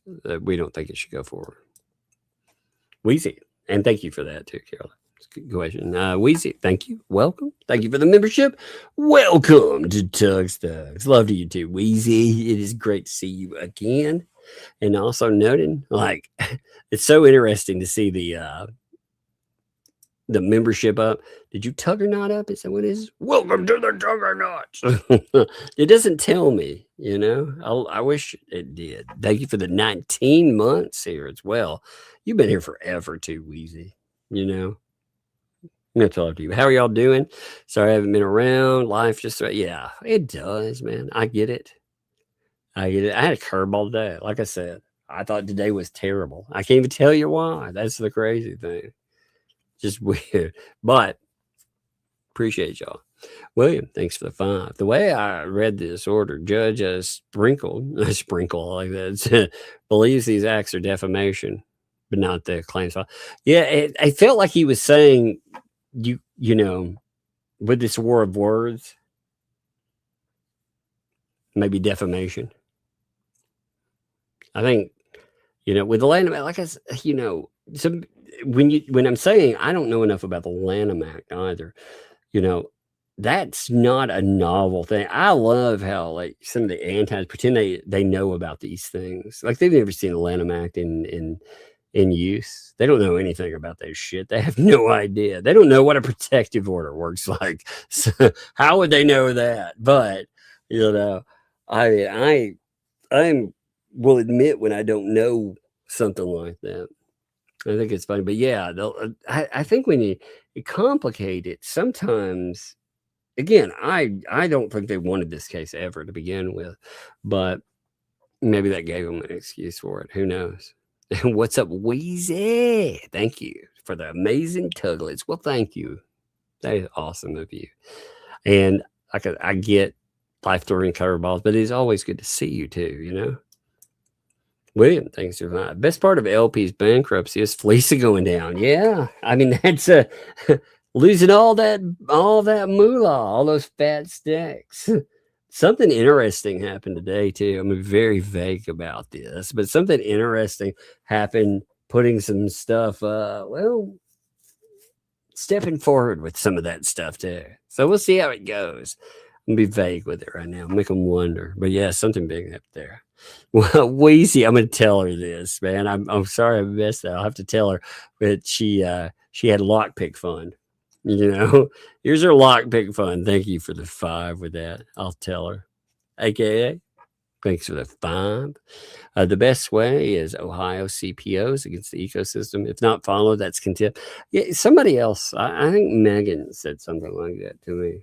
I don't know. I don't know if I agree with that. I think there are certain portions of that I agree with, but look at what's happened with the CBOs. Look how much time has been taken up, and there's been no real ramification for it. You know what I mean? Like how long has Jeremy Hale's had a protective order? There's been violations. What happened? And besides on paper, what has really happened? The police, they won't even do anything about it. It's so weird, right? But when there's been violations, what do you get? Like $50 or $100 fine, And how long have they been able to do this stuff? They've been able to continually go back. Now, eventually you'll snowball to a point.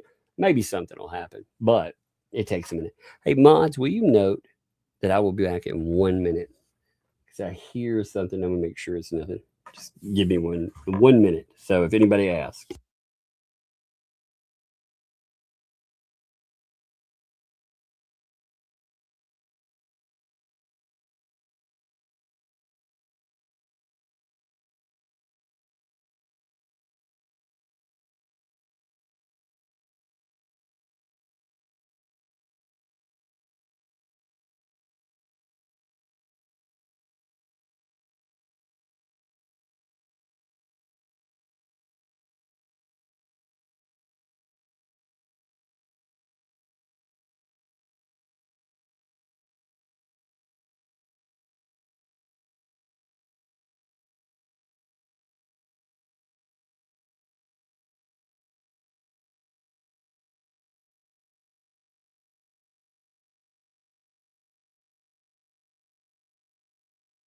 All right, apologies for that.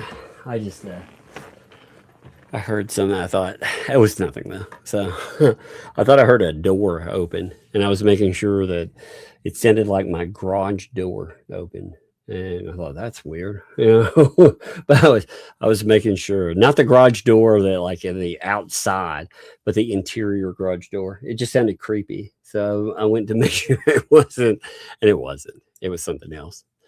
But I thought, man, that's creepy if it is. American woman, thrifted. Thanks for the 5 there. If Jeremy Hales gives Felice a protective order, will that stop her? No, it won't.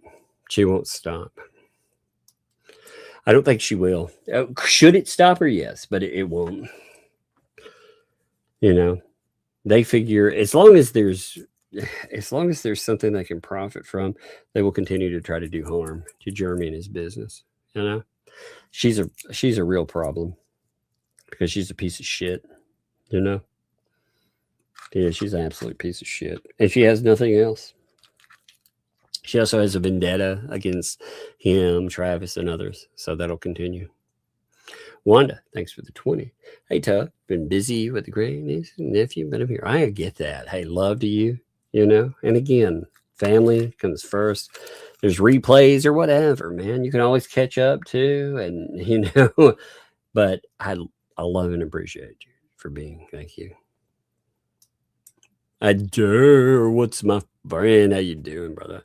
Thanks for the 10. Could the extension of PO happen? So if the extension happens, could a Florida judge domesticate or enforce the PO? It was attempted before with Judge Chris. It shouldn't matter. Okay, so it's enforceable everywhere, you know. It's supposed to be given full faith and credit. And that means they are supposed to enforce it everywhere as if it came from a Florida judge. So they're supposed to do that already. Now, could they in Florida? They shouldn't even have to consider that thought. You know, you shouldn't have to, as far as the protective order. They've already gotten it. These people, that's what kills me about Levy County. They should be enforcing it now. But Tinsel, thanks for the 5 months. Had to be on replay. Got a migraine. Hey, you go take care of yourself. Hey, migraines. I've had headaches like that. I don't know if I could ever call something a migraine. I've had something I feel like it was close to it. It's miserable. So you take care of yourself there. And love to you, my friend. You know, get it. We'll this weekend, by the way.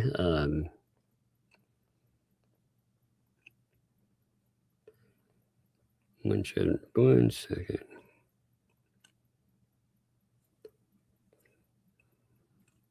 I'm looking for something. I'm checking my emails. Just give me 1 minute. I'm checking all notifications to make sure I haven't missed anybody. I think I missed one for today. I know I missed one somewhere. Just give me 1 second. I'm trying to find it. There we are. Also, Angela, and noted as for thanks. It was a $48 Cash App. That is awesome of you. And that is very much appreciated. And I appreciate it. I'm going to, again, take the girls out tomorrow. We're going to do something. I'm going to give them a better day on a day. But tomorrow night, I've got to catch up the, I want to watch, I haven't been able to watch the John Cook or the Lynette Preston protective order video portions. So I really want to see what happened with all of that. You know, I think that'll be good. So we'll get into those if nothing else comes up. I never know what'll happen with all this crazy mess, you know, and we will see you. Oh, by the way, Shizzy is live too. Thank you. Appreciate you. Go check him out.